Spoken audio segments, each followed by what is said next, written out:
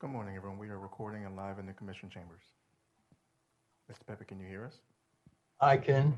Can you hear me? Yes, I can, sir. Thank you very much. Good morning. This is Lourdes. I'm also Morning, here everyone. at the chambers with Marcus. Mr. Pepe, I've received an email that Jose Suarez. Recording in progress. Jose Suarez it's out of town with poor internet connection. So we do have a quorum. I do not see our chair, Mr. Gaye, present, but we do have a quorum. We have a vice chair. correct. Vice chair from Vegas. I'm in Las Vegas right now for work. Wow, wonderful. Okay. Hey, back for me, would you please, Lena? Are you in the casino? I don't gamble. I stay at the Madeira because I come here for meetings and stuff. So, but I'm here for work, so it is what it is. It's 5:30 a.m. 6 a.m. I'm gonna run over and order my room service coffee. Are you in a casino, Lena? No, I stay at the Madeira. I don't gamble. I don't smoke. I'm a little boring. Hello, everybody. Morning. Good morning, everybody. Morning.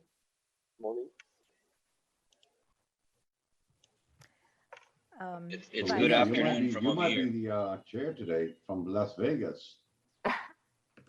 Yep. Half asleep from Las Vegas. There was a room service at this hotel, so I figured it out at 8 o'clock at night last night, which was 11 your time. By the way, before we begin, one of the reasons I was not on the last meeting was because my daughter got married, and it went beautifully. I'm a very proud father, and I must tell you, that somebody saw me in my tux, and said, "Who's that?" "Oh, that looks like Bond, James Bond." And so from now on, I'm being called James Bond. I'll share some pictures later on. Congratulations. Mr. Calle, welcome. The guy is on. Good morning, everybody. Sorry about being a minute late. Buenos dias.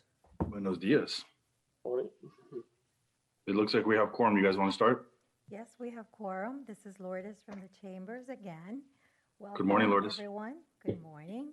I also want to introduce to you our acting planning and zoning director who's here with me. Oh, who's that? Mike? Mark, just press. Oh, there he is. Good morning, sir. Welcome. Good morning, welcome. Morning. I'm the acting planning director for now, and I'm happy to be here. So I'm looking forward to this meeting and all the others in the future. Morning, welcome. Thank you. Thank We you, are Lourdes, for the- recording, so we can proceed, Mr. Calle. Thank you, Lourdes, for the introduction as well. Let's call this meeting to order. Today is July 19th, 2022, and we have the ERPB meeting today. With that, let's go ahead and start with the Pledge of Allegiance. Pledge allegiance to the flag of the United States of America, and to the republic for which it stands, one nation, under God, indivisible, with liberty and justice for all.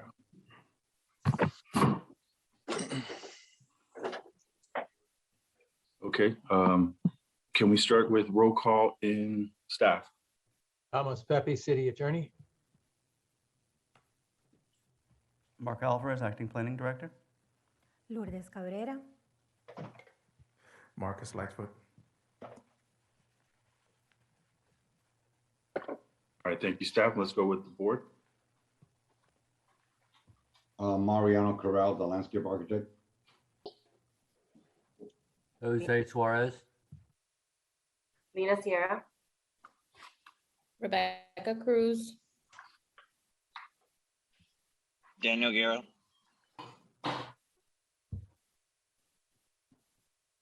Mr. Baena, I think you're on, but we don't see you or hear you. I don't know if you're in a car. You might need to turn on just your camera just to say hello, and we can continue.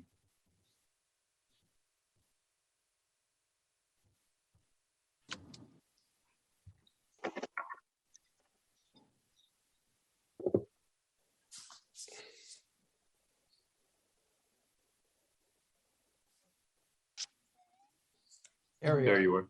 Okay. Roll call from Mr. Baena. Oh. Oh, that was quick and sweet. And I'm Steve Kai.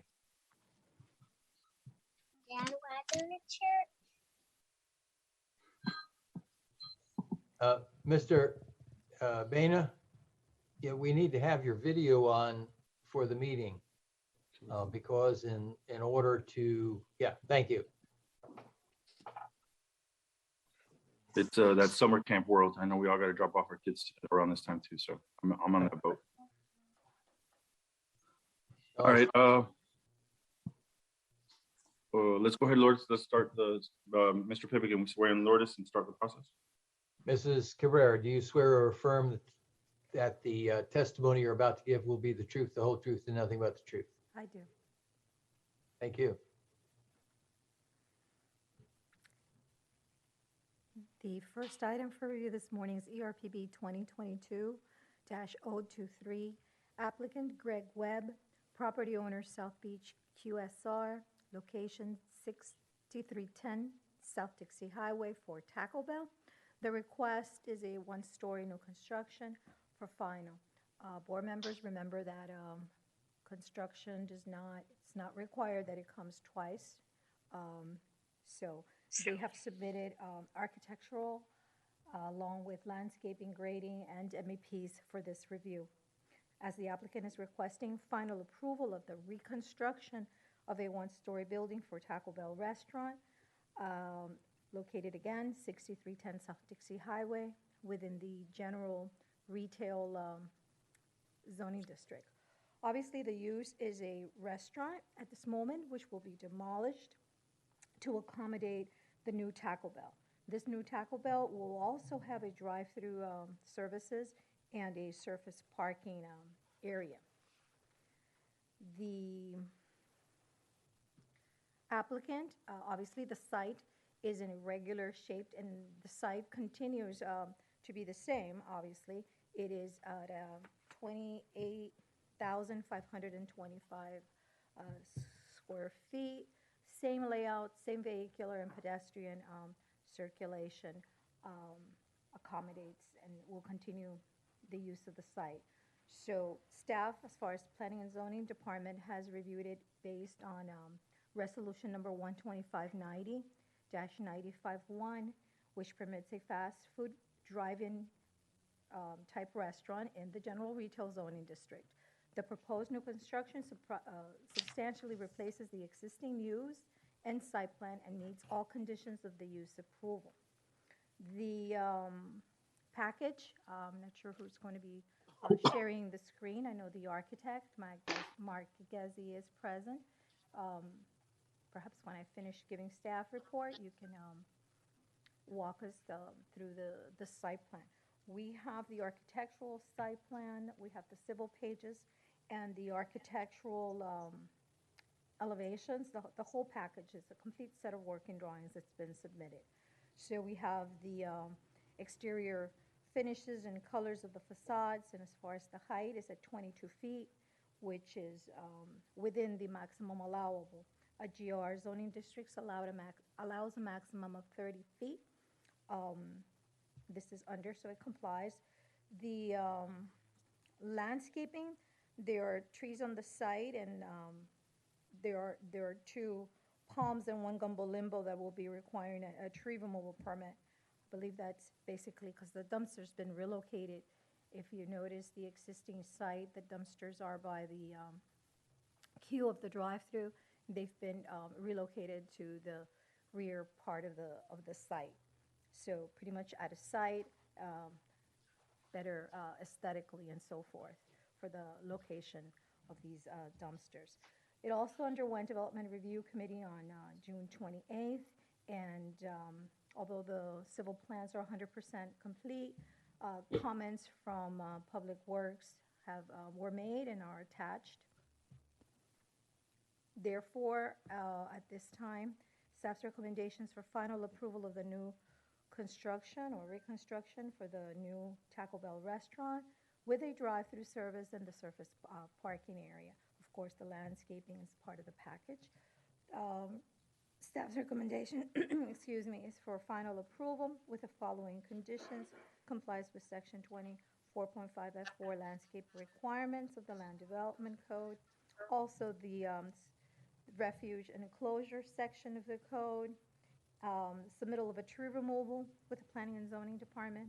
I believe that process started as of yesterday or not, but that's still a requirement. Then the project must comply with the regulations for the Florida Building Code and any comments and suggestions from the board this morning.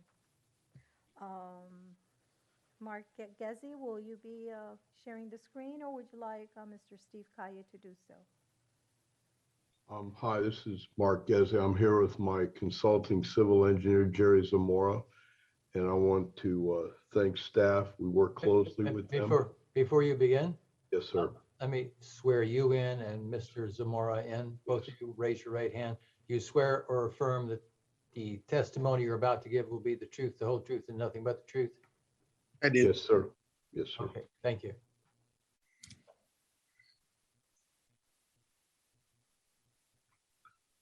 So in continuing, I'd like to turn it over to Jerry Zamora to discuss the site, but I also like to point out Jerry and I are longtime Miami-Dade residents, and we've been in the South Miami area for a long time, and we look forward to working with the city once again on this project. Jerry? Good morning. This is Jerry Zamora, civil engineer. And yes, if you can share the screen, that'd be perfect. Basically, this is an existing Taco Bell that we're going to be demolishing and replacing with their new prototype building. The new building is approximately 500 square feet smaller. And what this is going to allow us to do is improve the drive-through configuration. Right now, the stacking at the existing Taco Bell, the fifth car actually backs up into the drive aisle.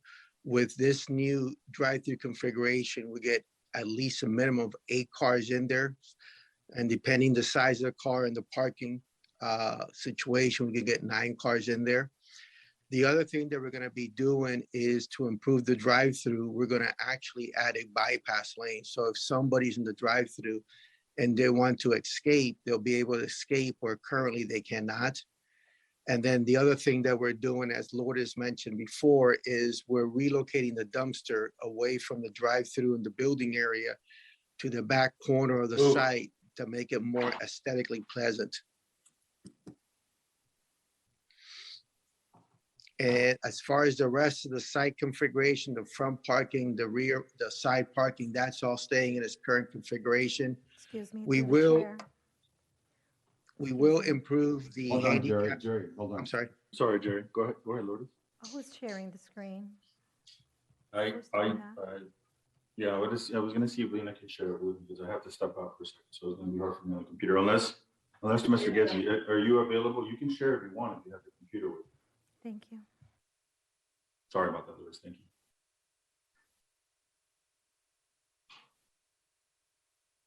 Lourdes, are you gonna share? Or do you want to try me to try and share? I'm on a little laptop that I can try.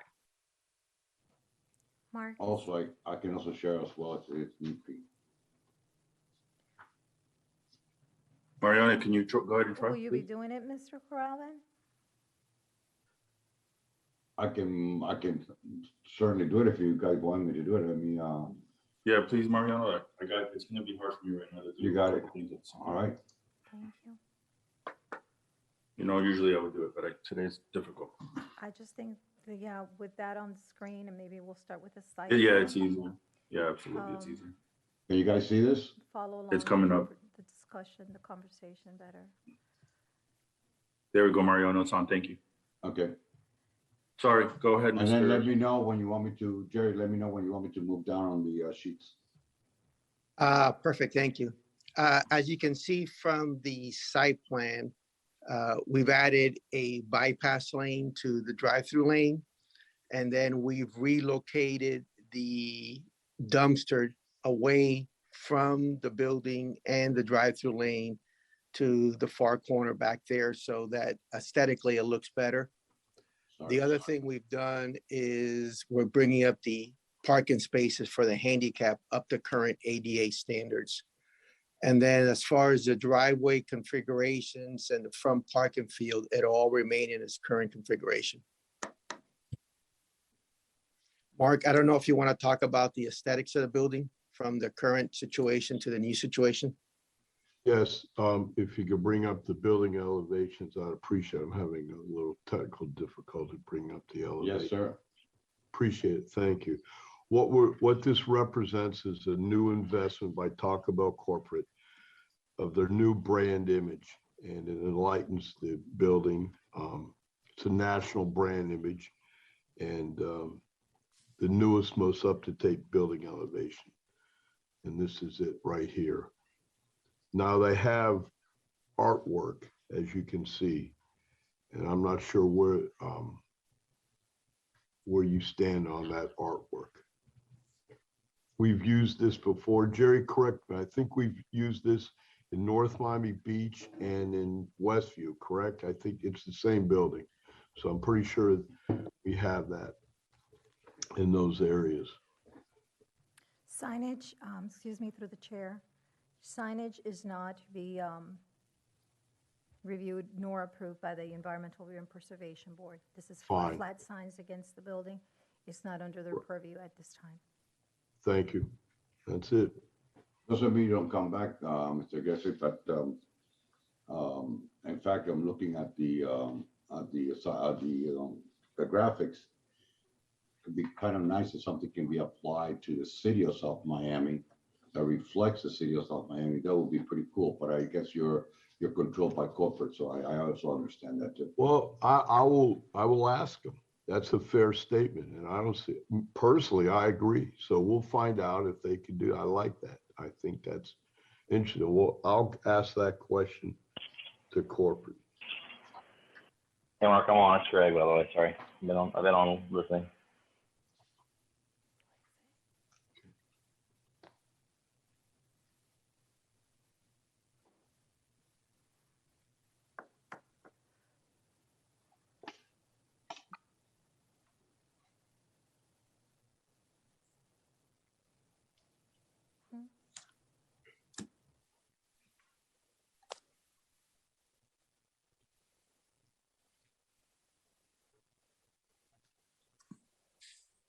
I guess in summary, what I could add is it's quite a big investment by Taco Bell, and Coastal QSR is the franchisee.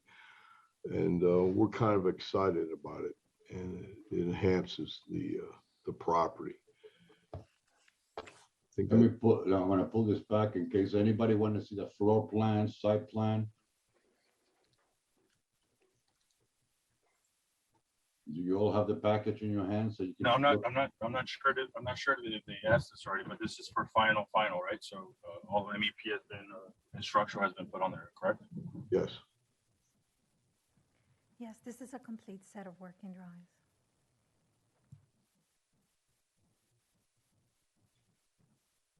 And bear with me 1 second, gentlemen.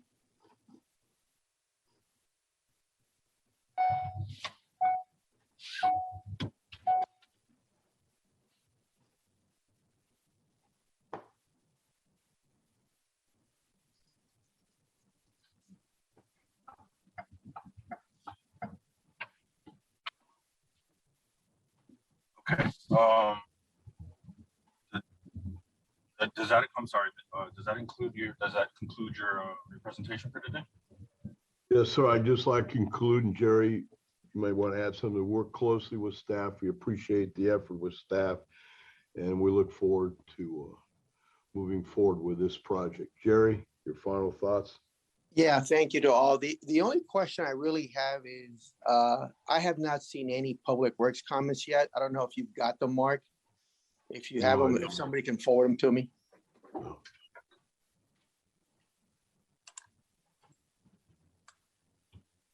So have you guys already submitted like through the permit process? No, sir. No, sir. We Okay. go through the procedure with this first. Oh, okay, good. All right. So you're just going preliminary, talking to the directors. That's correct, Mr. Calle. They underwent DRC last month, I believe it was, to be exact, June 28th. They underwent DRC, and Mr. Zamora, the comments from Public Works came from that meeting. I believe Mr. Gassi was present.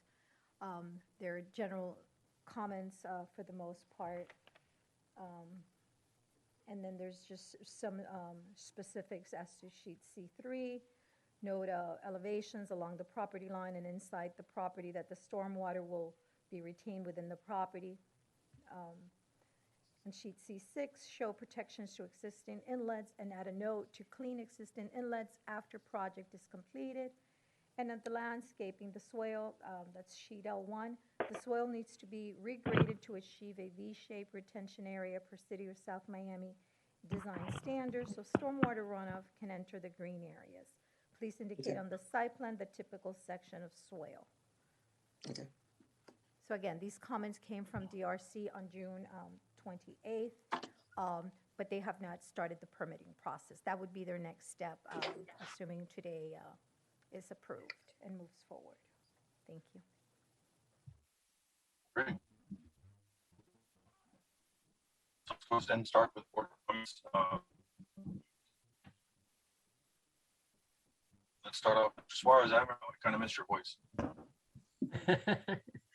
Well, I don't know if you had the opportunity to look at grading and that whole. yeah, I actually have a couple questions for the applicant. If you go to sheet C1. It's C1, hang on.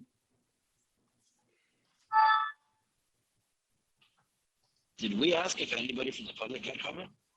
Oh, thank you, Mr. Guerra. Appreciate that.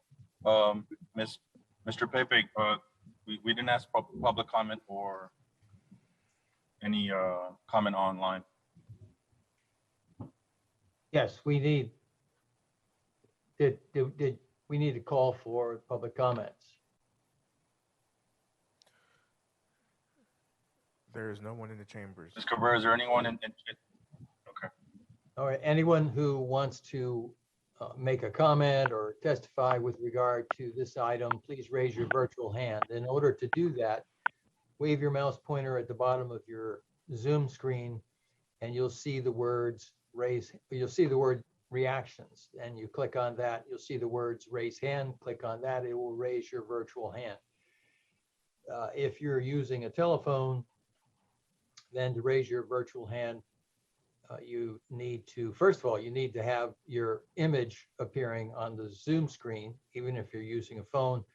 And to raise your virtual hand, you would push the asterisk on your phone keyboard and the number 9 to take your hand down, do the same thing the second time. So I do not see any virtual hands being raised at this time.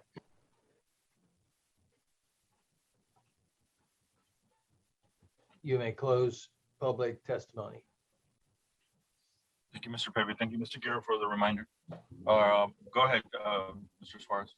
Yeah, overall, I think the design is in place with Taco Bell's. I've actually worked on a Taco Bell before, and it works.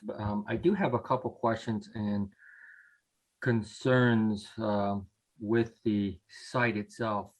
First question I have is, can the building be pushed northeast? And I'll get to why. Or is that the minimum setback where the building is? And this is for the applicant. Okay, this is Jerry Zamora. Sure. When you say northeast, you're talking closer to Dixie Highway? No, closer to the adjacent property.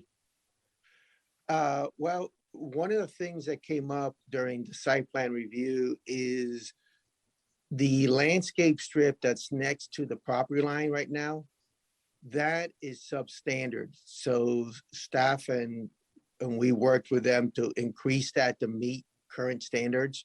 And then the other thing that we would like to do is add a bypass lane, because the existing restaurant right now is closer to the property line, but does not have a bypass lane. Right.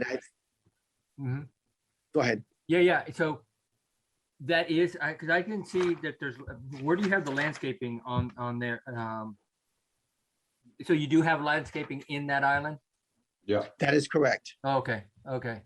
Because I've worked on restaurants before where that divider, you could actually drive over because there's a driveway on the other side of that, correct? On that island? Correct. You're absolutely And so, correct.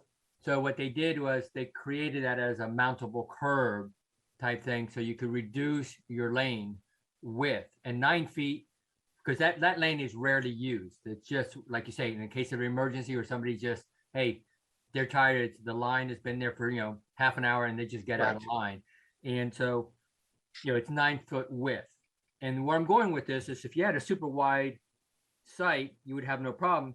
So keep that, put a placeholder on these concerns and what you can do with that area, because when you go to your main entrance off of 63rd, imagine a car, especially coming from 78, takes a right into the site and they want to get into the drive-through, and then they say, "Oh my God, the line is booked," and the line could go past the entrance to there. There's no way they can make that 180-degree turn in there and go around the restaurant. And so those 2 parking spaces, in addition to that, to the southeast of the entrance, one of them is too short. If you look at it, the curb, the one-way drive, cuts into the second parking space, and more likely the first one. Okay. So, but being familiar with Taco Bell is one of the uses that probably gets significantly more drive-through use than it does people eating in store. And so I see this having too much parking for a Taco Bell, and that corner there, it's like, I guess you're trying to meet code with those 2 spaces, but I see those 2 spaces causing more problems than helping. Well, what we can do is I need to check with Taco Bell, but what we can do is one of 2 things: either eliminate those 2 spaces and make a larger radius as you enter, or turn the 2 spaces at an angle, like if it's a one-way direction only. Mm-hmm. Which it will be. At that Yeah. point, you're stuck with Correct. Correct. So we can make those angled, and it'll make and still open the radius to make that turn better for you. Yeah, I think that I think that area, and again, for a emergency exit, that drive, I think you can do that less than 9 feet, and maybe Actually, also one of the issues, if you look very closely, I'm trying to figure out the waste management truck, trying to take out the dumpsters out there. Oh yeah, that's my other comment. Okay. Is how does a waste management truck get to that and get in and out, get to that? The only way they could do that is, actually, even that is difficult, is entering it from the adjacent drive, and even then, that's going to be a very, very difficult maneuver. Okay, we'll go ahead and open that driveway as you pull in off of 63rd and put in a larger radius. So both the vehicle and the waste truck, when they pull in from 63rd, they'll be able to make that turn easier. I think you have to, and Okay. I would look at whether you need the full 9 feet, or you make that landscape curb. You do it in such a way where at least 1 or 2 feet of it is mountable, since it's for emergency exit, which is a rarity, not a common. They could do an S curve. Yeah, exactly. And then and make that less than 9 feet, and maybe you can push the building a little bit to the towards the east and open up your drive, because again, overall, this is an excellent design. It's just you got an extremely tight site for what you're trying to do.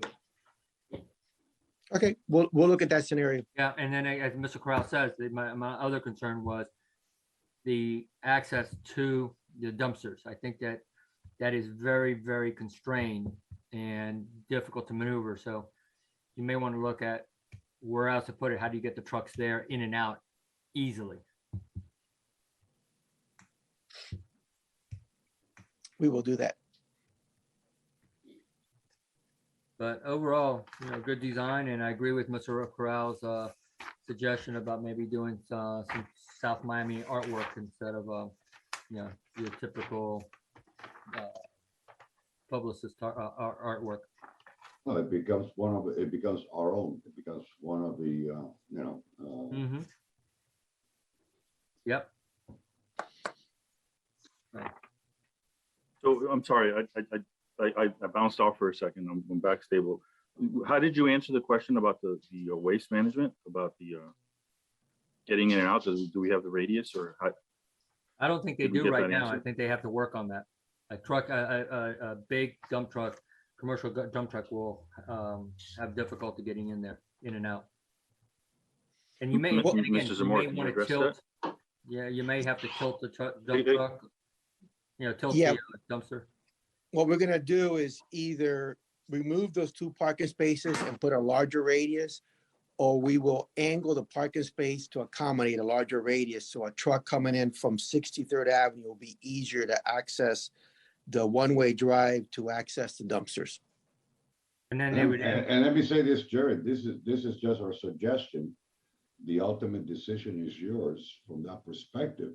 But I think it's a positive suggestion to really look at, because if this built this way, I can imagine the guy is going to drive with a truck to pick this up is going to be complaining constantly that they don't have the room and so forth. So it's a suggestion, at least from my perspective, it's a suggestion, and you guys make the final decision on that. And Public Works, I guess, it will make a decision on that as well. Yeah, you may have to, go ahead. Mr. Corral, I mean, Mr. Bond, I appreciate the suggestion. We'll take it into consideration, and we'll definitely modify that driveway entrance and that curb entrance island. Yeah, and I would put on your thing is that the best location to have the dumpster for the truck to be able to get in and out? Well, from a design point of view, yes, it's a way, the smell, everything, I think. Oh, no, that's not from that relevant. standpoint. I'm talking from a truck movement, being able to pick up okay. such a Yeah. big dumpster. They may have to create parking spaces there and put that where some of the parking spaces are on the That's a east corner possibility. or south corner. So I would not, as much as I would not want that in the east corner, it may have to move there, but it's just something to consider. Okay.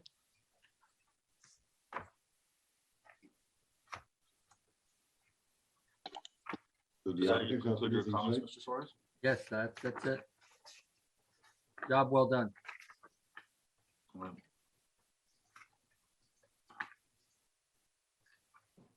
Mr. Baena, hopefully you've some comments here you can address from an architectural perspective. No, the only comment I had is regarding the signage. I have no issues with the building, but I wish the artwork was something allegoric to something different rather than, more so like a banner type of thing. But I understand that we don't make those decisions here, if I'm not mistaken.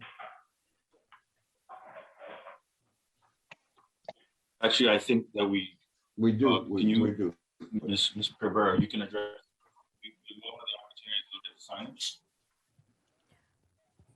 I heard your question, Mr. Calle, kind of broken up. What about the signage is the question? We will have the opportunity, it's a question, we will have the opportunity to look at signage at a later date. Is that accurate? The flat signs are signs less than 9 inches from the wall. Extending 9 inches from the wall is categorized as a flat sign, and those do not come before the Environmental Review and Preservation Board. So the answer to your question is no, you will not have the opportunity on any of the signs that are flat against the wall. Well, that's a bummer. Okay, thank you. That's by code. I do have one quick question because some drawings are missing. Are the AC units on the rooftop, all the equipment, is that around parapet walls? Yes, sir. They're by code. They will be shielded from the street. Okay, yeah, because those drawings are not included in here. I noticed that too. The MEPs weren't in there, but yes, by code, that you will not see the AC units from the street. Okay, thank you. You're welcome. And I like to add also, being a longtime Miami resident, I will talk to Taco Bell about the signage, about see if we can incorporate something that relates to the city of South Miami. I agree. Hey, Mark. Hey, Greg's here. If I heard me earlier. Yeah, we Okay, will. this Yeah, is- we're open to that too. Mr. We're open Webb to that. represents Taco Bell. I'm sorry. So go ahead, Greg. I'm sorry to interrupt you. I'm sorry. I've been listening and it's been going very well. Thank you for everyone who attended their time for this. But yes, we are very open to personalizing this branch for this location to a South Miami. So give me a second. I'm sorry. Can you hear me? Yes. We got to swear you in. I'm sorry. We might have to swear you in if you're going to be able to speak. Give Okay. us a second. Mr. Pepe, can you go ahead and swear him in? Yes, do you swear or affirm that the testimony you're about to give will be the truth, the whole truth, and nothing but the truth? I do.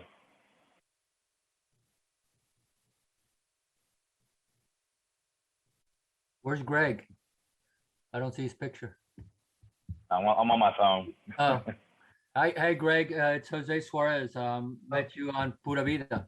Wait a minute, if he's on his phone, I need to see his image. I can't swear him in without his image. So I swore him in, but he cannot testify unless we have his image. Can someone email me the link to the Zoom? I didn't get a link to the Zoom. Apologize. I can get on my computer. All right, Just go on Zoom and punch it, and the meeting ID is 305. It's a phone number to the city, 663-6338. I'll repeat it if you need. Well, that's the, I'm That's sorry, right. but I always join that way. yeah, but he has to call the number 786-635-1003. And then when he's asked for the meeting ID, he puts in 305-663-6338. Oh, because I go directly to 305. Well, Mr. Pepe, since he's only addressing the artwork, which is not part of this, and the architect is already, he's just re-emphasizing what the architect said, do we need to go through this process? If any of this is going to be used in consideration for your ultimate decision in this case, yes. Yeah, but it's artwork that is not subject to this. So I'm just trying to expedite this moving along. I see what you're saying. So, Yeah. so this has nothing to do with any decision that you're making in this. No, No. it's no. just a recommendation. The architect, Greg and staff, I mean, everybody's on the same page. And he's just reinforcing from a tenant, what the architect's already represented. All right, then it's just here. Correct.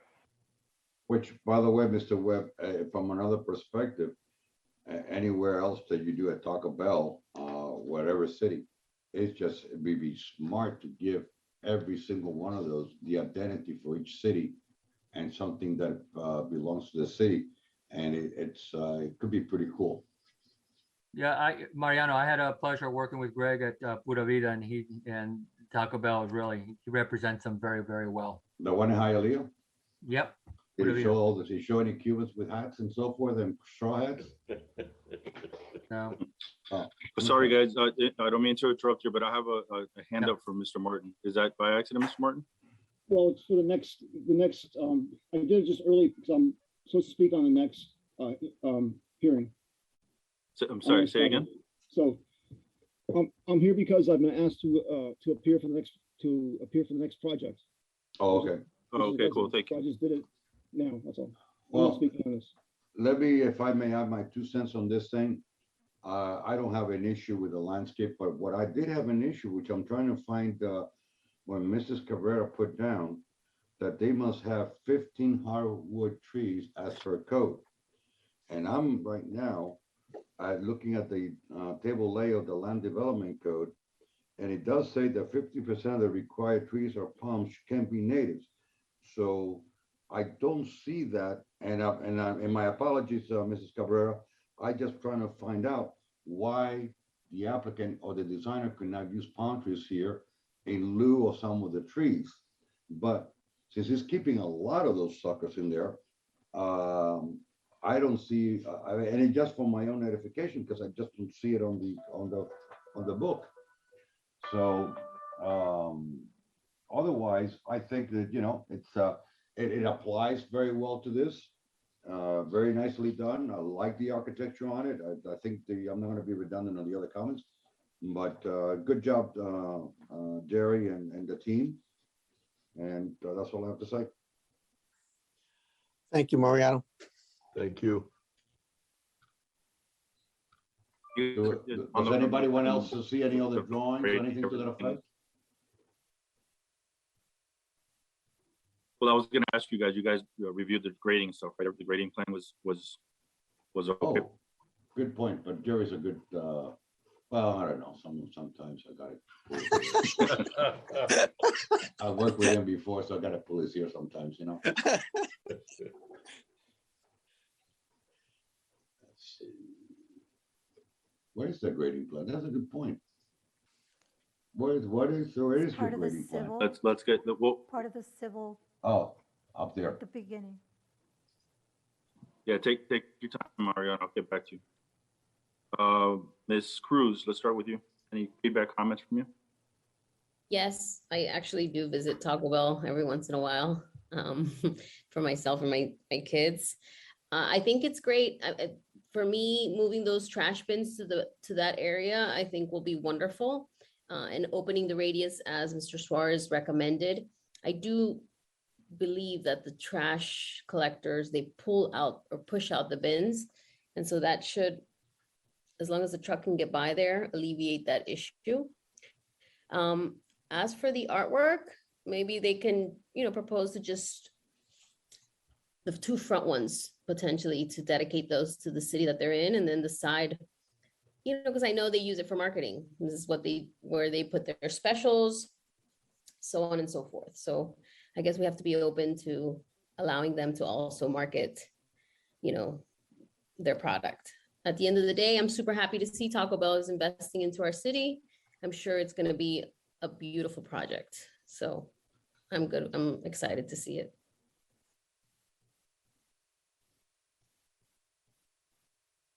Thank you, Ms. Cruz. Ms. Hierro? I agree with the moving of the trash bins, the trash area, and I think that I like the look. It's corporate, so it's something that we should allow them to be Taco Bell. My kids are avid fans, and we really can't comment on the signage because they're flat signs. But I agree with everything everyone said, and I don't have anything else to say on this project. Thank you, Ms. Hierro. Mr. Aguero? I have no further comment. All right, the only comment that I want, I know that corner is right, it's right next to the gas station. We have that entrance on 63rd Avenue. I just, I don't know what the landscape plan, I was going to ask Mr. Mr. Corral about that. I would like to see a little trees and a little bit more landscape to make sure, it's not just plain Jane, but that's just an opinion thing. As long as you guys meet code, I like a little bit bigger trees in that area. That's just a comment. You bring up a point, but the thing is keeping all the existing shrubs along the. Yeah, I wasn't concerned about the shrubs. I want trees, but well, the trees that they're proposing. It's not obviously. I don't know what trees we're putting there. I didn't get to review the landscape in detail like that because I saw they're taking our gumbo limbos, and I think the gumbo limbos are in the back. So I don't know if there's any trees. Yeah. So I don't know if we're gonna have the ability to put some more trees in the front, or some shade and some landscape, but shrubs. You know what? You know what, Steve? You bring up one good point. And this is a suggestion. They are proposing 3 Dahun hollies, which they tend to lose their leaves during the winter. That sometimes I've had a 50-50 success rate with them using it down here. I think I'll make a suggestion for the landscape architect to make to take a look at that and come back with the appropriate size trees in there. Remember, one of the other issues too is that on that corner, I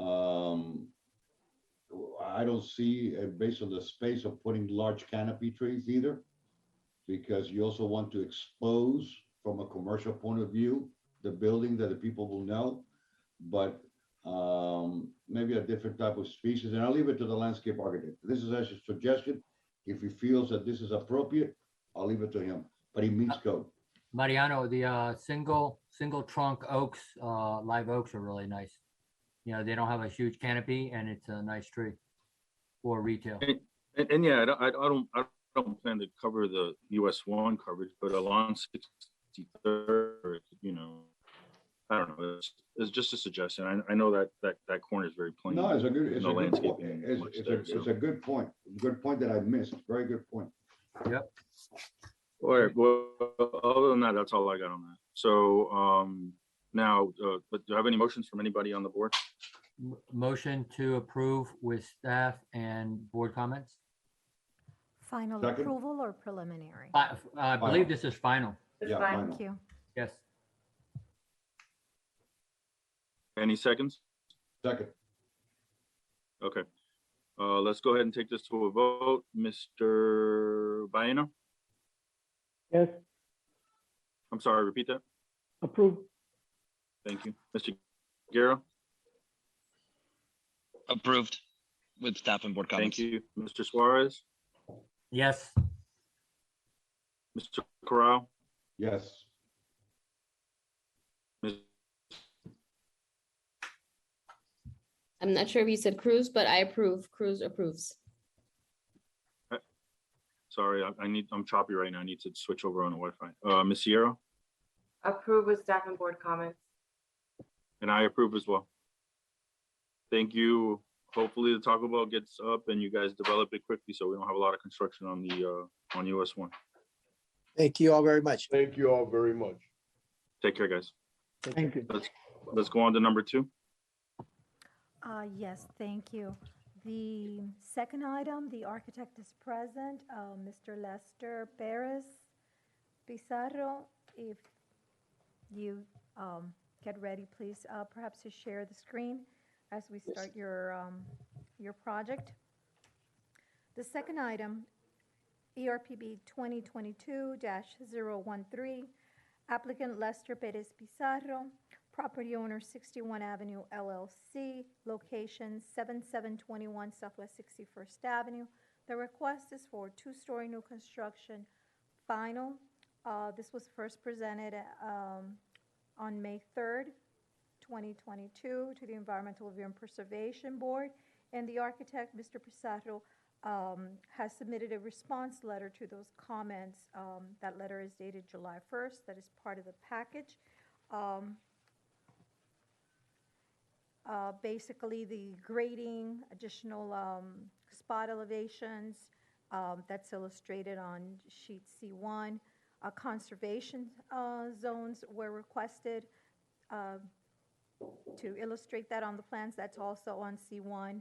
The coordination of the trees with sheet C1. So mostly, most of the comments, or half of the comments, are pertaining to that sheet C1, which is the grading plan. The consideration of a raised wooden deck for the swimming pool was a suggestion from the board. Obviously, since that would not impact the impervious coverage, I'm sure that's why that was suggested. And his response here, as the letter states, the owner decided not to add a deck, and they thank you for the recommendation also. So that sheet with your comments and the responses have been prepared. If you recall, the board has asked for such a letter from the architects. With that said, this is an RS3 zoning district, is a non-conforming lot of record because of the frontage. It fails by 3 feet. It consists of 72 feet in width. The RS3 zoning requires 75. However, although the lot fails the lot is a non-conforming lot, and it fails because of the lot width. New construction on a lot is permitted pursuant to Section 20-4.8D, non-conforming lots of records, as long as it complies with the current Section 23.5H of the Land Development Code. Building design principles to consider by the ERPB are, again, the height, scale, color, texture, appropriateness, and aesthetic quality of the proposed building and structures. This site at 10,080 square feet allows a 30% building. It's at 29%, 3,013 square feet. The maximum is 3,024 square feet. The FAR allows 8.45, and that equates to 4,536.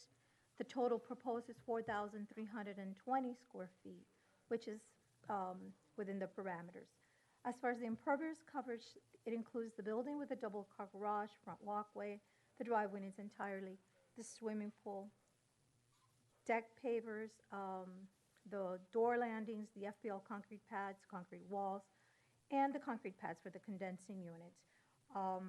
The calculation provided for impervious is at the max 40% impervious, which equates to 4,032. The elevations, we have to the top of the parapet, 24 feet, 6 inches, within the guidelines of the RS3 zoning district, which allows 2 stories and 25 feet max. We also, at this time, the proposed building height has been noted on the zoning legend, and we also have solar panels provided. Therefore, this is no longer a condition in the report. I believe that one time they were looking into perhaps paying into the fund rather than installing. Well, the solar panels will be, they're being proposed. So the DRC Development Review Committee took place on April 12th, 2022, as customary on a new construction. And we have the landscape by a landscape registered architect. And the plan indicates 19 trees in total, including 2 trees that are required on the swell area. The site, of course, requires 3 trees on site. An application for tree removal has been submitted and is pending review. Of course, that permit is required because of the trees and palms that are to be transplanted on this lot. 2-story building must comply with the Florida Building Code. And at this time, the applicant, the architect who is present, is requesting final approval of the building and landscape design from the ERPB. Recommendation is for final approval with the following conditions. Meet requirements as set forth in Section 23.5H, dimensional requirements 2 stories.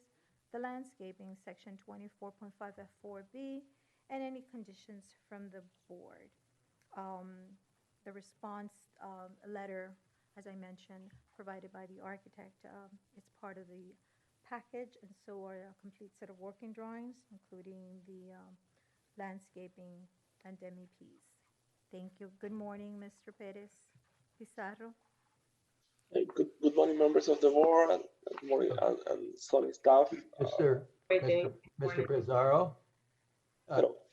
Yes. Are you going to be the only one speaking to this matter on behalf of the applicant? Yes, I will. Yes. All right. Would you raise your right hand? Do you solemnly swear or affirm that the testimony you're about to give will be the truth, the whole truth, and nothing but the truth? I do. Thank you. Thank you.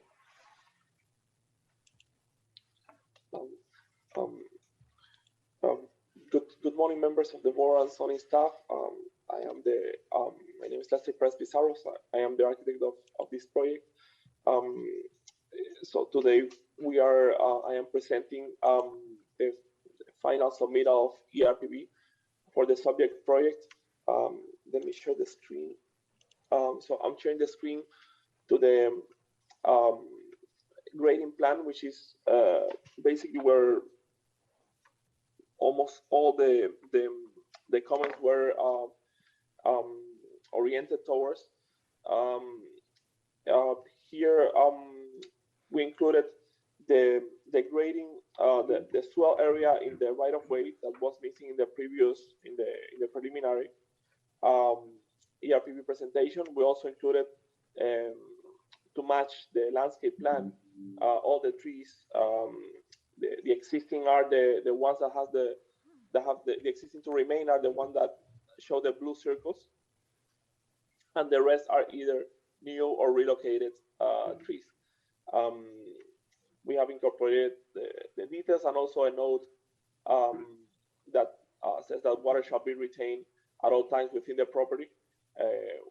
So in the cases where we have existing trees near the property line, we have shown basically for the site work to account for keeping the grading direction. I mean the grading slope away from the property line to keep the water all the time within the property, the storm water. Also, see, there was another comment. We prepared the drainage calculations that will be submitted as part of the construction document that corroborate the sum of the swells to meet the criteria. And 1 second. Oh, there was we are showing as well that we were missing the last time the existing fence, which is on the neighbor's side on both rear and side elevations. So we're keeping the existing fence from that is on the neighbor's property and matches the survey. In terms of okay, so in terms, let me go to I'm gonna move to the architecture plan real quick.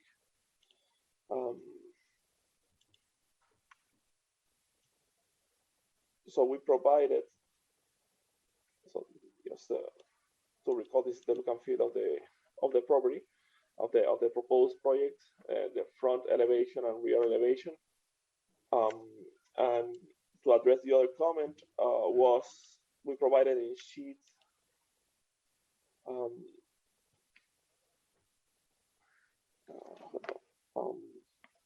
sheet A900 and A901 a note that says that for all exterior windows and doors, clear laminated glass with Lowy, we're providing a clear laminated glass with Lowy coating, which is basically what meets the U factor and the solar heat gain coefficient that meets the energy calculation for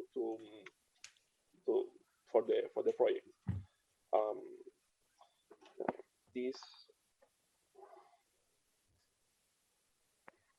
So this basically concludes the presentation to address the comments provided in the preliminary ERPB presentation. Thank you very much, and I open myself for any comments or questions. All right, at this time, is there anyone in chambers who wants to speak to this item? There is nobody in the chambers, Mr. Pepe. All right, if anyone that's on the Zoom call wants to speak to this item, please raise your virtual hand. In order to do that, wave your mouse pointer at the bottom of the screen, the Zoom screen, and you'll see the word reactions. Click on the word reactions. You'll see the words raise hand. Click on the words raised hand, and they will raise your hand.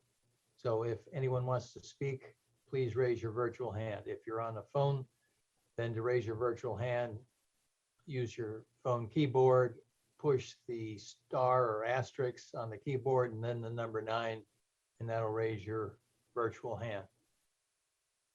I do not see any virtual hands that have been raised. So you can close public testimony. Thank you, Mr. Pepe. Let's go ahead and open it up to board comments. We'll start off with Mr. Baena, please. Morning, Lester. Thank you for the presentation. I've seen Lester's work before, and I enjoyed most of his, plans and buildings around, so pretty familiar with his work. It's a great looking house. I hadn't seen it before. I have no comments on the architecture. The only thing that I would say is that question in regards to the attic is a non-ventilated attic space, correct? Sorry, Is the last question? a non-ventilated attic space, correct? Yes, because this is a flat concrete roof. Okay. So we basically have a ceiling that is basically like a Concrete slab. yeah, it's not ventilated, correct. This is Okay, the only thing that I would say is just to add the note that says, closed field cell insulation, which I believe the polyiso is already, but just to make sure, I would add that note on the plans. Everything else, it's perfect. Thank you very much.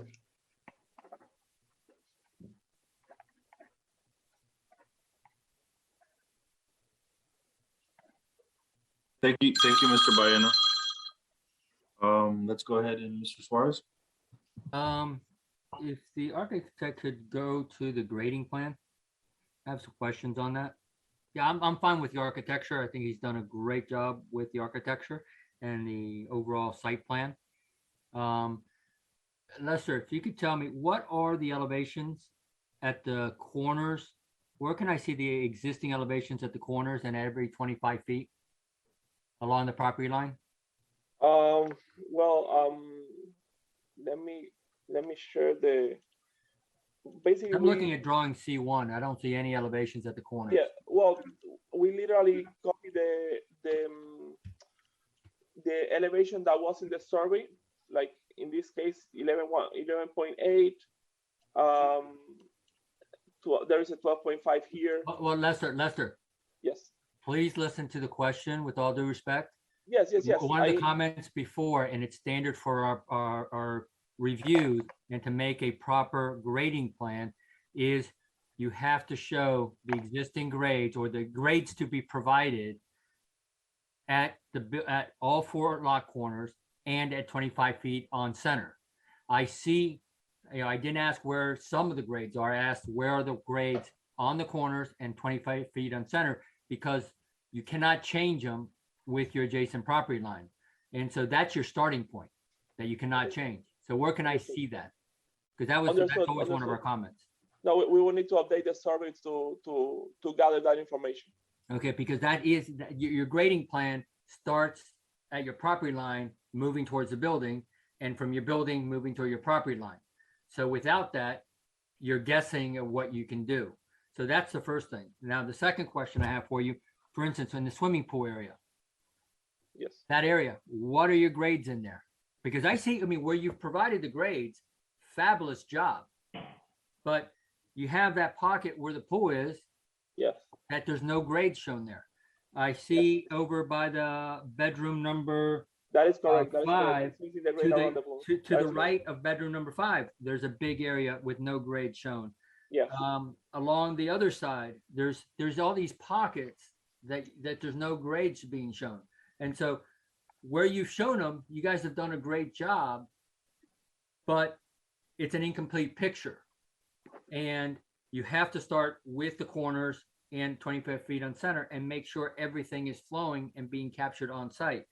Then you go to your driveway, and I see you're draining properly away from the garage, but at the property line, the garage, you should really, what works best is the garage really flows to either side of the grades, because you're not supposed to flow the garage into the public right of way.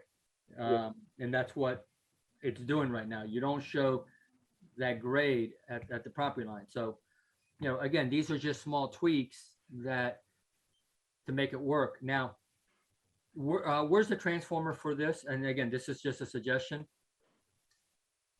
Yes. I have a quick question.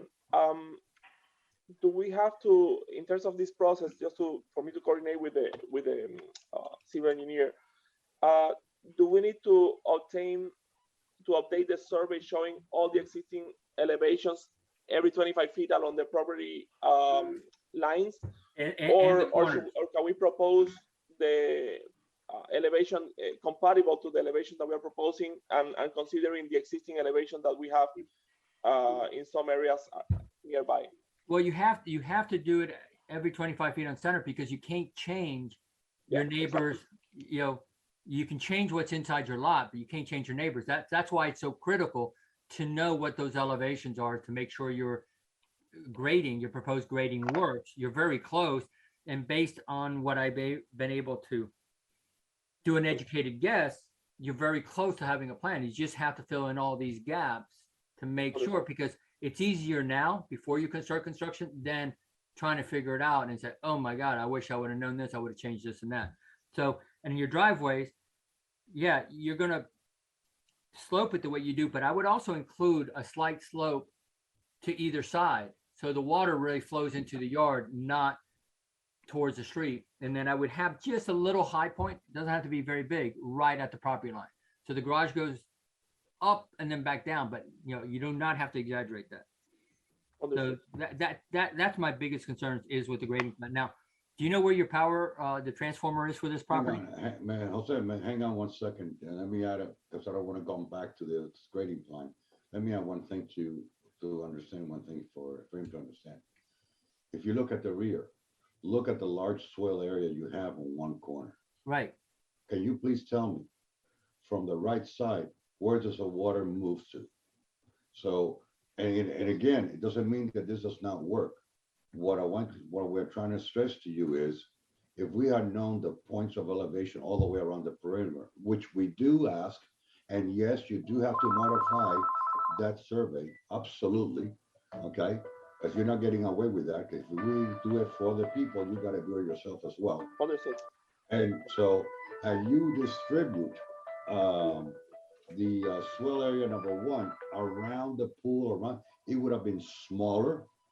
It would have been easier to pick up the quality of the water and then movement of the water from that perspective. Again, doesn't mean it doesn't work.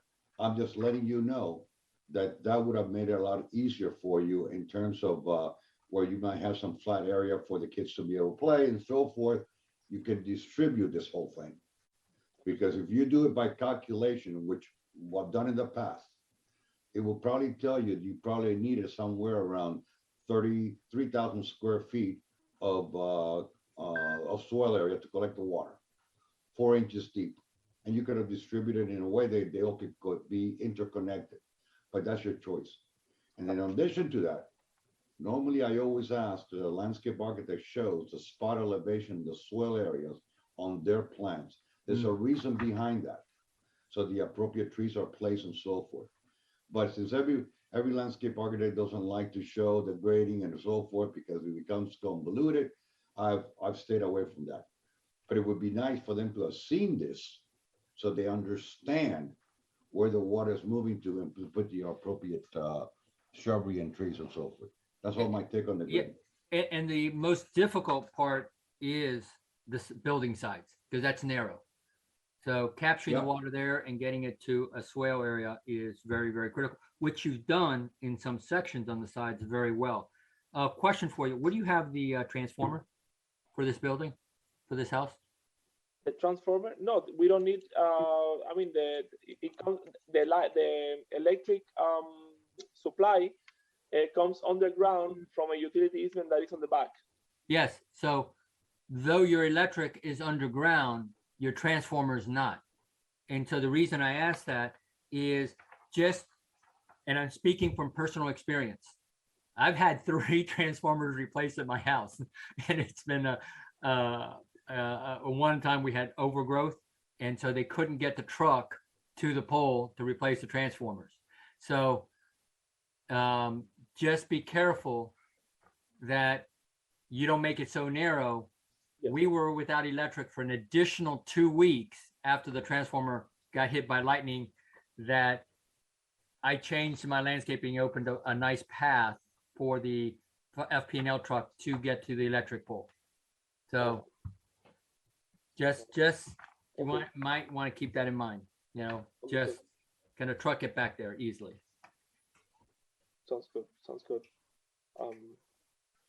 Yes, I mean, here we have around, because we are following the, let let me go to the, Yeah. No, you don't have to answer that. That is not one of our requirements. That's because the FPNL can do it Yeah, by well, hand and so forth. That is a convenience. And in the summertime, being without electric for 2 weeks was not fun. So, understood. Thank you very okay. much. But very nice job on the house. And, just, you're very close on the landscaping. What you've done very well. You just need to fill in the missing areas, in my opinion. Thank you very much.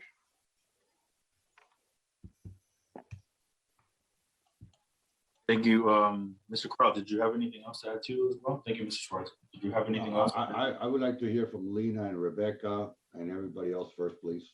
Well, you had already started talking that, so I just wanted to follow up and I'll come back. Don't worry. I won't let you go. I'm trying to keep you in the square, easier.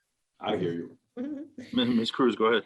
Thank you. So I'm by far not a grading expert. I will say I've learned so much just listening in on all of these comments. I do remember the project. It's definitely interesting. And it'll be great to see how it turns out. I'm happy to see that he has answered or attempted to answer most of our comments from the last time. So, again, I'm not a grading expert, so, I leave that to all those that are.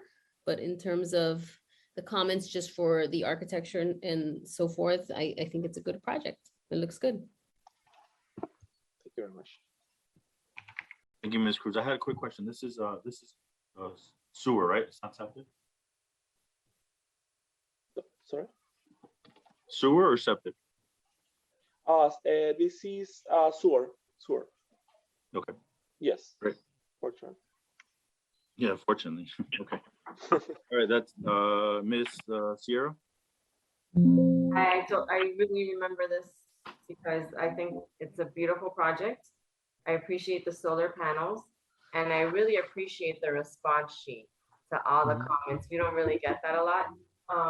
With the grading plan, I agree with Ms. Cruz. We'll leave it to the experts, but I think that a lot of the stuff that was addressed at the beginning, if it was addressed now, and along with just addressing what is up for what the difference is in what our comments were and the responses were, and any inconsistencies would be what we should be addressing. And then I think that as long as you meet the minimum requirements, which to me, other than the grading you do, like it's great.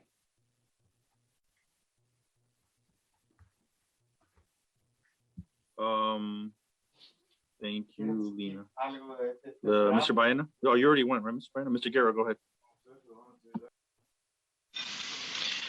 Very appreciative of the comments and how they responded to our questions from before. I have no further comment on this.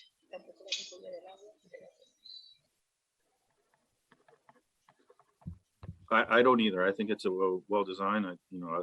Yeah, everything's turned out really well on this one. So I don't have any comments besides what Mr. Suarez and I don't know if Mr. Corral is going to finally speak up so we can move on forward on this. But if you recall, the last time this house was here, I said the architecture was fantastic. My issue was putting bamboo in a small area right at the entrance. And if you can go there, and I make the suggestion because this bamboo will grow to be 30 feet tall, and it's while they call it clumping, it will spread. I made the suggestion. I told him to take a second look. Here's the design. If he wants to throw this in here, fantastic. I don't know if this house is for speculation, or I don't know if it's specific to someone, but I can tell you right now that when you place a bamboo at the size of this calling, you don't even have room to be able to put, I think it's got Raipi in front. Anyway, the point is, I would take a second look at this because eventually, within a year's time, you might be hauling this thing out. And so again, it was a suggestion. I don't know if the landscape architect is here to defend this. I discussed this with the landscape architect, and he verified the species that he was proposing of bamboo. And he mentioned to me that the species that was proposed was a non-invasive species that doesn't grow like too crazy, and could be sustained within that area. So he did without tell you creating that a it big will grow to 30 feet in height. He will tell you that it will, well, it's called clumping, but it will continue to move and clump and get bigger. Did he say that to you? Listen, I've had experience with this sucker, okay? Yes. And they'll have to bring in a bulldozer to haul it out once those roots gets in there. That's why I'm making the suggestion. And it is, again, a suggestion. I don't want to tell the landscape architect what to do. I'm just saying, take a look at this, mention it before. Otherwise, everything else is fine. I'm not crazy about the design in front of the house. I don't think it does. I don't care about the back. I've always said that. I've always looked at making it so that the landscape in the front will be compatible with the remaining of the neighborhood, that there will be a different type of layers from that perspective. I've always concentrated on the front. It's okay. I mean, it's nothing to write home about from that perspective. So that's basically it. Lester, one of the things you may want to consider in reference to Mr. Corral's comments about the bamboo is, here in my house, I have two different bamboos, and there's a direction that I want it to grow, and there's a direction that I did not want it to grow. So what I've done successfully is I put a barrier. In my case, because we have such hard rock right just below the grade, I was only able to go down like 2.5, maybe 3 feet. I put a barrier. Like a root barrier. But if you're gonna have a new construction, you're gonna have the heavy equipment. I would go down 4 feet and put a barrier so that the bamboo does not go in the direction you don't want to. And then from time to time, I just clean out the dead bamboo. And I've had it here, God, 10, 12 years. And it's only one piece has escaped that container, and it was through a crack. So, and it was easily taken out and has not come back. So That's not a bad suggestion, Jose. In fact, as long as they can maintain it at the height they want to, that's fine with me. yeah, so I would suggest putting, adding a barrier along that path to control that. That would be perfect. Thank you very much. And we have done that before in other cases that we have existing trees and we have built near the existing trees. So I will definitely mention this to the landscape architect so he can accommodate the root barrier to prevent to limit the growth of the roots and into making an issue with the structure. Thank you very much. Hold on one second. I just noticed something.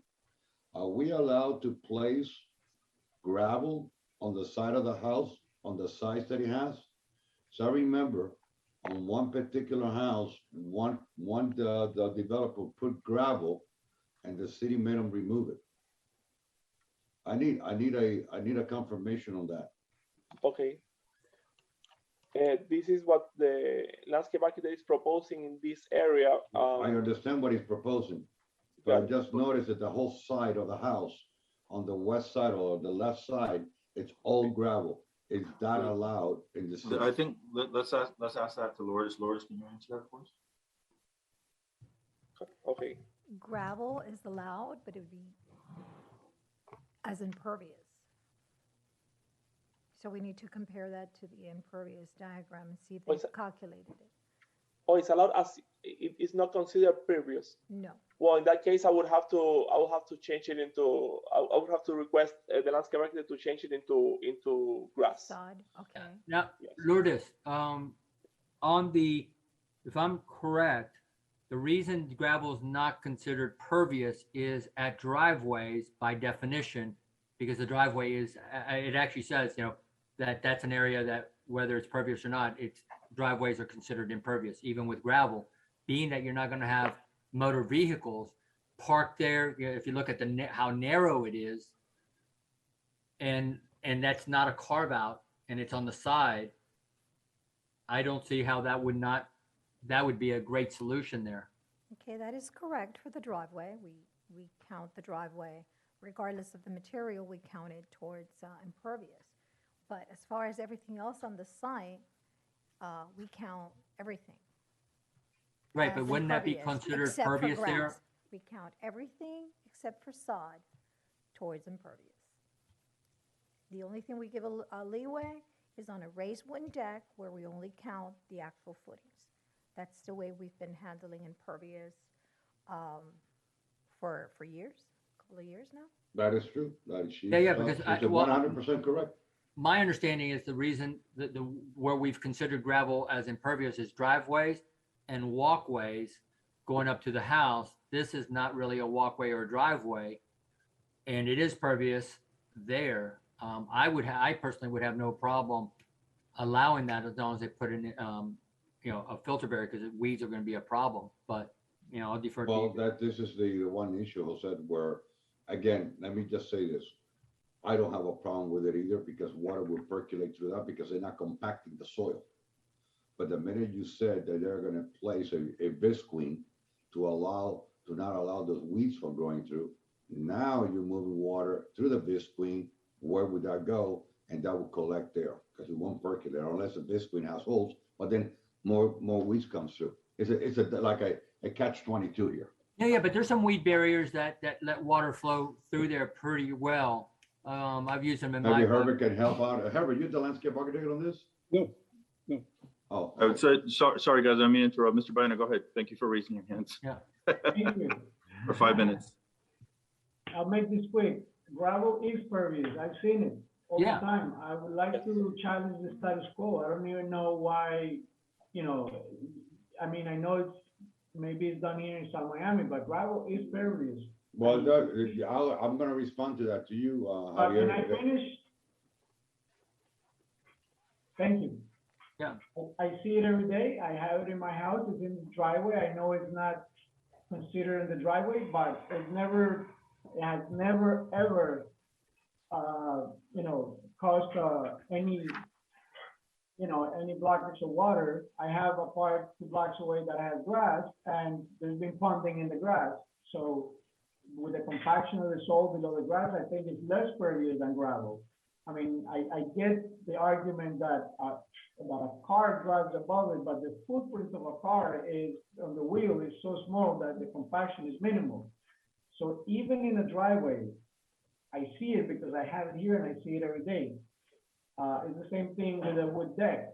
I've never seen a wood deck holding water. So there's a very distinct difference between pervious and ground coverage or lot coverage. I mean, it's 2 different things, but gravel is pervious. Yeah, here in this location, even with ground cover, being that vehicles cannot be parked there because it's so narrow, that I would have no problem, getting away from grass in that location. I personally have no problem with that. And if you look at the definition, it's neither a walkway nor a driveway. So I personally do not take exception to use of gravel in that area. I don't, but the problem is that I know in the past that has been an issue for the city. And I know for a fact that there was one house that they had to remove the gravel and they had to put sod in there. That's why I asked. Excuse me. Yeah. I don't want them to do something that later on they have to remove it. I just want to make Excuse that me through the clarified. chair. Hold on, Mr. Suarez. Go ahead, Ms. Cabrera. Mr. Corral, in that instance that you're talking about, that other property, that one was approved with grass, and then they put gravel. So you see, they didn't build as per plans. That was the first issue. Okay, then I stand corrected. Thank you, Lourdes. Okay. It was But then, also on the so side this- yard, that's correct. So this is allowed. So It this was would be not, allowed. that other home was not approved with gravel. It was approved with sods, and they did not build as per plans. They deviated from their approval, so. Okay, so just so And you know. correct, yes, we have been interpreting gravel as impervious, whether it's on the driveway or not. That's the way we've been doing it. I understand Okay. Mr. Baena's point, yes. When we had originally the older homes had a lot of the homes before Chicago brick and pavers, all of the driveways had gravel, and they were never counted towards impervious. But now we've taken the strictest approach as to what is impervious, and we always say, everything counts except for green, beautiful grass. So, Again, I just want to say here that it's I not wide enough. can ask if I could change it to sod. For me, it's not a problem. So, yes. Yeah, well, we can take this offline. The board, I mean, the suggestions that we can make for the code or anything like that, we can talk about that afterwards. I agree, Steve. Great. All right, let's move. Because I agree with Javier on this one. No, I do too as well. Who hasn't spoken? I'm sorry, Mr. Garrett, did you go yet? I did. Thank you. Who hasn't gone? I think that's the last thing. All right, let's go ahead and make a motion. Anybody for a motion? I would make a motion to approve the building, and since the landscape site plan is close enough that they come back for just the landscape, the grading plan. Do you think they need to come back, Mr. Suarez, or should we just Well, make it's just, it we made with our this comment, comments? we made this comment last time, and it came back exactly the same. Oh, okay. So. What were we gonna say, Mr. Crowe? I say, no, don't make that motion. Let it move through. Allow staff to be the one to check it, and let them make the decision. Why do I want to see this again? Well, Mr. Corral, with all With due all respect, we with made all these due comments. respect, with all of due respect, I'm just. I agree with Mr. Corral 100%. Well, we made this comment, and it was totally. I hear you. I agree with you, Mr. Suarez, but I think it's a case by case basis. I think they understand what we need them to go do here. Okay. And I know staff that they're gonna check it because we're making the comments. If they don't have the survey with the spot elevation, if they don't make the necessary changes that we have made, they'll stop them. They'll make them do it. Of course, we will provide. Thank you. Okay, so so again, Mr. Suarez, you want to repeat your No, I stand firmly. When we made comments and they were totally ignored, that's how I feel. It's if they would have made gotten at least 50% better than last time, but they did 0% over last time. So my confidence on that they address it properly is not great. And again, going back on past history, staff and everybody depends more on Mr. Corral and myself on the grading plan. So we have more of the expertise on it, but that's how I feel. And I stand by that. So, Mr. Chair, let Mr. Suarez put his motion out there. Yep. Wait a second. Yep. So, if nobody seconds it, somebody can put else on it. Okay, well, let me make sure that is there any seconds to Mr. Suarez's motion?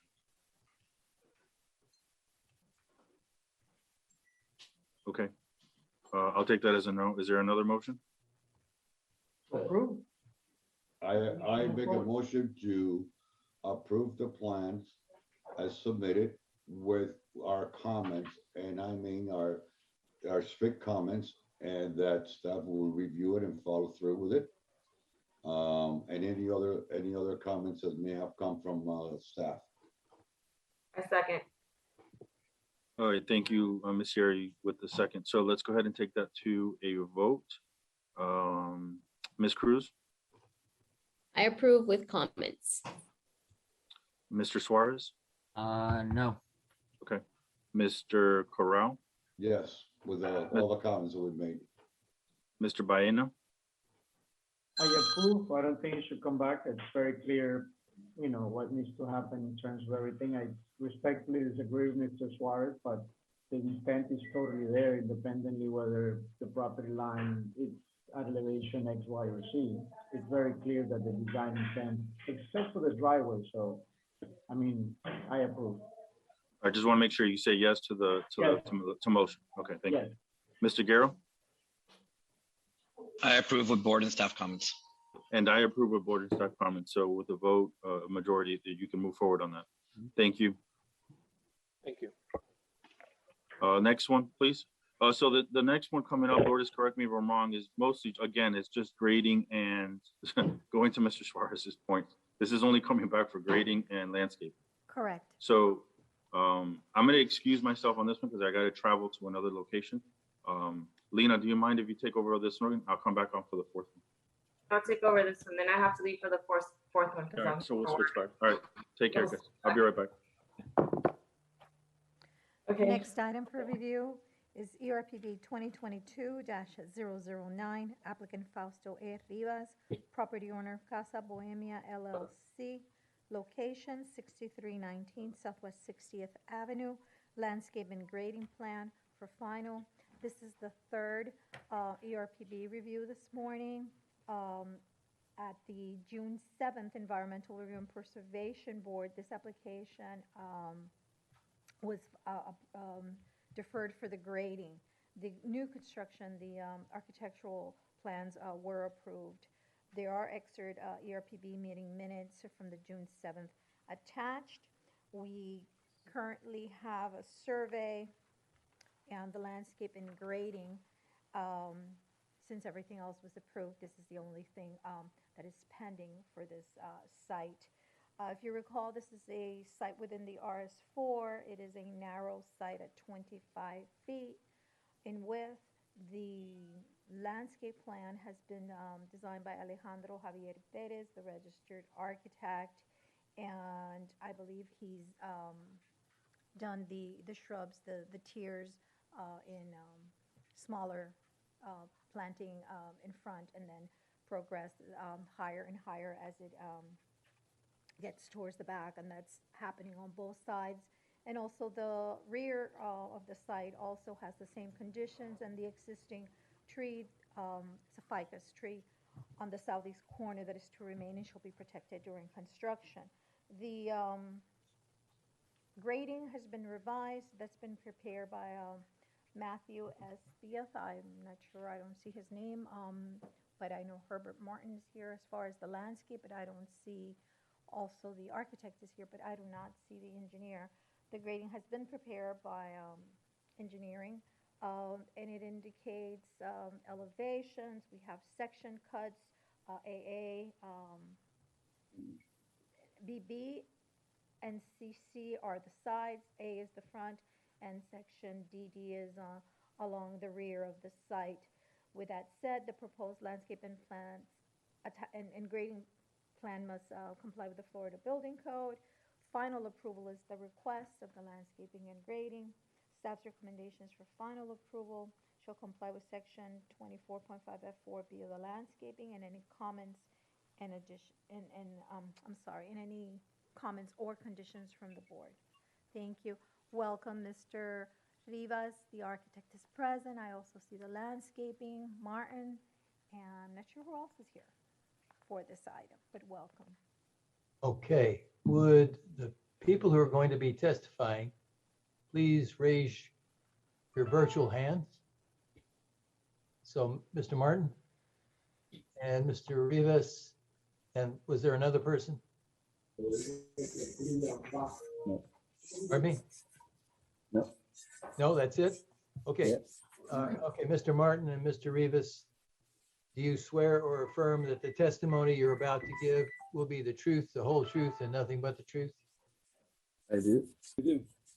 Mr. Martin, I think I lost you. Where are you? There you are.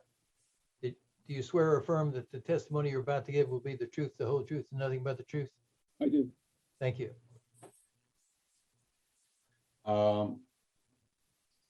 Okay. Let me say this. The Mr. Rivas, I must reveal this. Mr. Rivas contacted me by email. I responded to him by email. I believe I sent an email to every board member to read my response. I did it out of courtesy because I wanted to help, but I'll never do it again. Because even after I send them the email, even after I said to him how we can help, it's not done right. Well, once again, the grading plan was done by Herbert. I don't have a problem with the grading plan. But can you please tell me where was the coordination with the landscape architect where he shows plant materials on top of the tree, on top of the drain grate. Before we even get to that, I mean, that was good that you revealed ex parte communication. But I want to say that no member of the board should ever send any other member of the board any communication in writing, nor should they speak to other members of the board other than at duly noticed public meetings or hearings. That's the most important thing. Now, the city does have an ex parte communication ordinance in compliance with Florida statutes. Whether or not that will be upheld by the courts as far as due process is concerned, we still don't know. It's never been challenged. So ex parte communications, if they take place, you have to reveal them, which Mr. Corral did. I think Mr. Suarez, were Yep. you? I was going to say I did as well. I provided some comments to Okay. applicant. Okay, so you have to review the city's ordinance because you have to also file written disclosure as well as this verbal disclosure at this meeting. And copies of those emails, they should be made part of the record. Mr. Lightfoot, do you know whether or not they're part of the record in this case? I do not know. Or Lourdes? I'm sorry? Or Lourdes, have you seen those emails? Yes? Okay, are they part of the record in this case? They're not a part of this package. Okay, not part of the package, but they should be put in the file and they should be made part of the record in this case. Okay. All right? By the way, Mr. Pepe, thank you for telling me that, because just the fact that I have to write now something to you or to the city, I don't want paperwork, so I'll never do this again. All right. Ditto. All right, thank you very much. We swore in the witnesses. Now they can present. Mrs. Sierra, you can proceed. Thank you. Mr. Rivas, Mr. Martin, would you like to share your screen and present? I think there's a mistake on my part. Yeah. I'm speaking on 6940 Southwest 63rd Court, which I don't think is this address. Oh, it's not. Yeah, it's not Yeah, this one. Well, Okay, yeah, I'll share my screen here. Yeah. Mr. Rivas. Can you see my screen?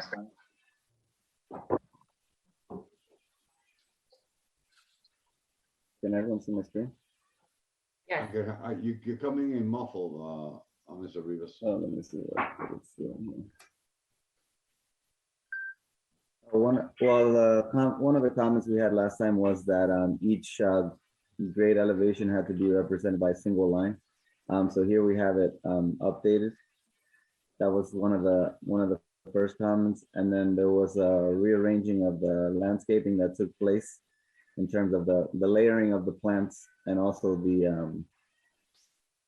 the tree was changed to have less aggressive root system here in the front through the drainage area.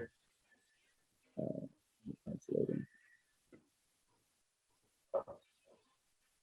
Right in this area in the front planting bed, it was now changed. Instead of the gumbo limbo, it's a pigeon plum now. And there's also some Spanish stopper and Fakahatchee grass.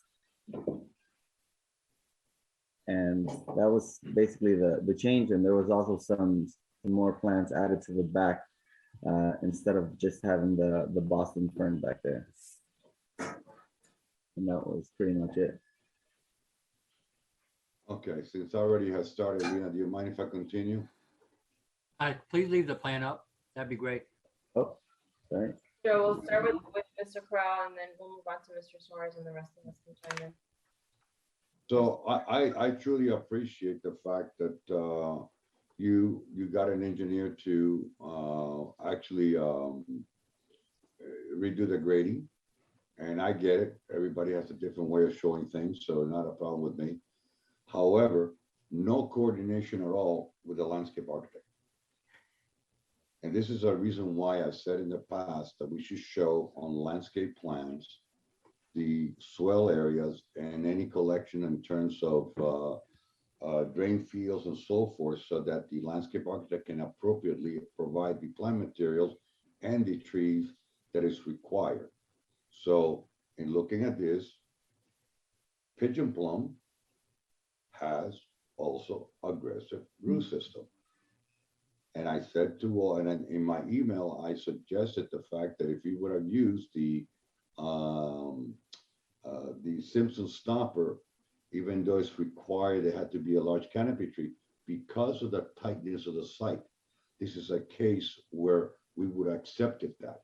I was talking about common sense, trying to help out. So, Mr. Rivas, once again, we mentioned about coordination.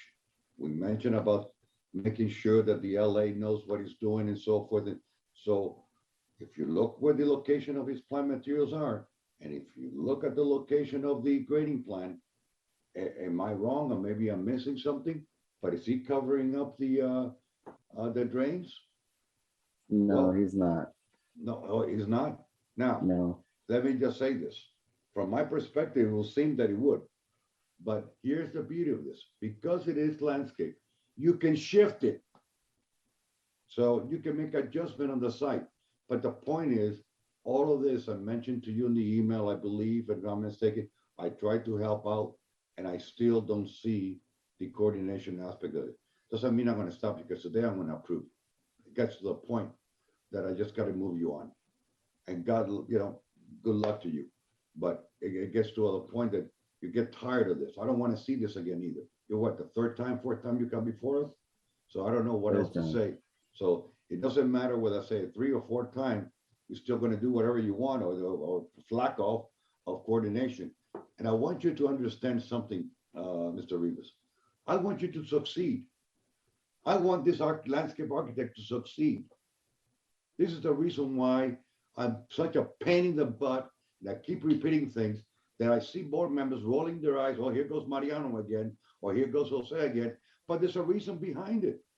It is my job, being here on this board for 10 years, to be able to provide you the information, because I want you to succeed. I really mean that sincerely.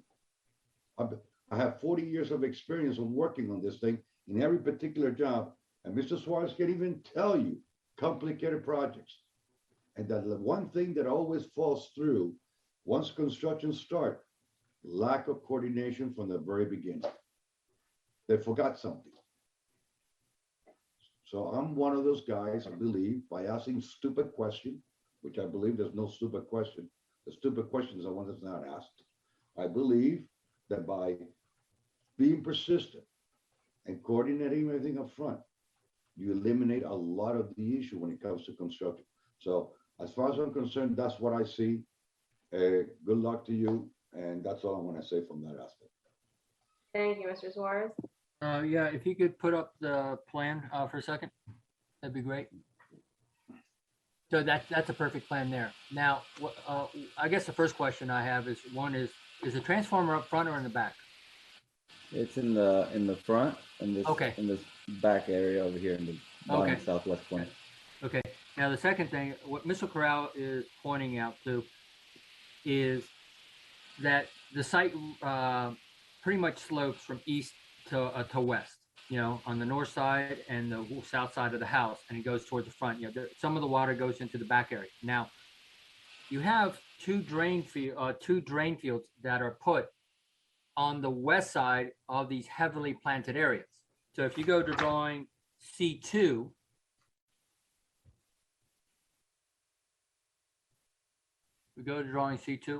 Yep.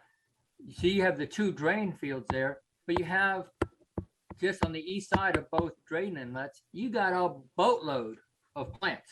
So the water flowing that way, one is more likely than not, it's just going to percolate into the ground. But to get past all that vegetation is unlikely. So I just don't see. Did anybody actually do calculations that, oh, we do need the drain field? And if you do, they need to be where the water can get to it easily, because the water flowing from east to west has got to go through heavy vegetation, and that's not going to happen very easily. So I question those two drain lines, whether they're even needed or not needed. And I agree with Mr. Crowd that this landscaping plan is not the most creative, but you know, it does meet the code, and that's my 2 cents. The grading plan is significantly better. I just question whether you need those two drain bodies there or not, and if somebody did the calculations. Yeah, thank you. Mr. Pepe, we forgot to ask if there were comments from anyone in Zoom or in chambers. Yes. All right, so So can we do that and then we'll move on to the rest of the board? yes. Thank you. So is there anyone in chambers? There is nobody in the chambers. All right, if anyone wants to comment or testify as to this item, please raise your virtual hand. In order to do so, wave your mouse pointer at the bottom of your screen, and you'll see the word reactions. Click on the word reactions. You'll see the words raise hand. Click on those words, and it will raise your virtual hand. If you're on a phone line, use your phone keyboard, push the star or asterisk, and then the number 9, and that will raise your virtual hand. So if you want to testify, please raise your virtual hand. I do not see any virtual hands. Does anyone else see any virtual hands? No? All right, then public testimony is closed. Thank you. Let's move on to Ms. Cruz. I just want to confirm, so they did modify the landscape in the front that, like Mr. Corral had recommended in the last meeting. You changed the stacking of the plants, correct? Yes, they changed the ordering of the plants and the tree that was specified for the plant. I just wanted to comment that I appreciate that because I did agree with those comments. So that's really all I had to say for today. I'm excited to see the turnout. It's a completed project, sorry. Thank you, Mr. Guerra. Is he on? I have no further comments. Thank you, Mr. Baena. No comments. I have no comments. I just think, you know, Mr. Rivas has come back a few times, and I agree with Mr. Corral. And I also think it's owner's taste, and there's a lot involved, but as long as they meet the minimum requirements, we can't really deny them.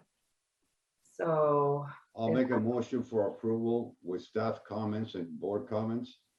I'll second that. okay. So let's go on to vote. Ms. Cruz?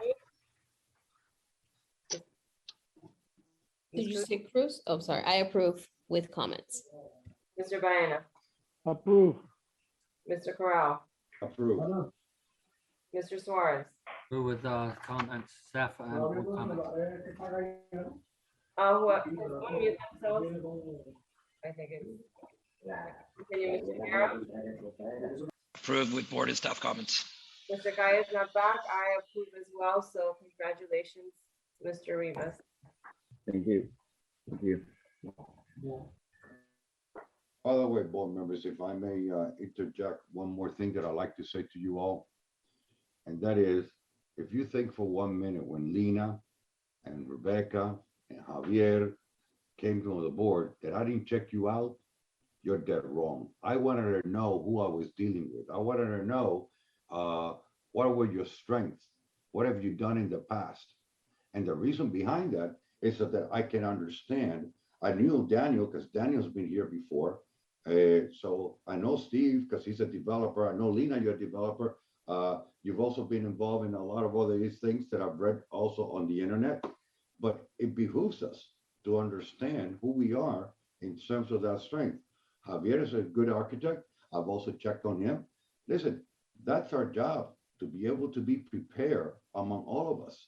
Because for the first time, well, no, there was another time, but I really like this board. It's comprised of good people, and I like that you challenge me. I like the fact you don't agree with me, because that's what makes it good about this board. And so I didn't agree with Jose on the last one, but that's the good thing. So when I make my comments, and I'm going to reiterate this, it's not personal. I want everybody to succeed because God knows I've seen a lot of horrible things come through this city. So that's basically it. Teamwork, Ma- teamwork.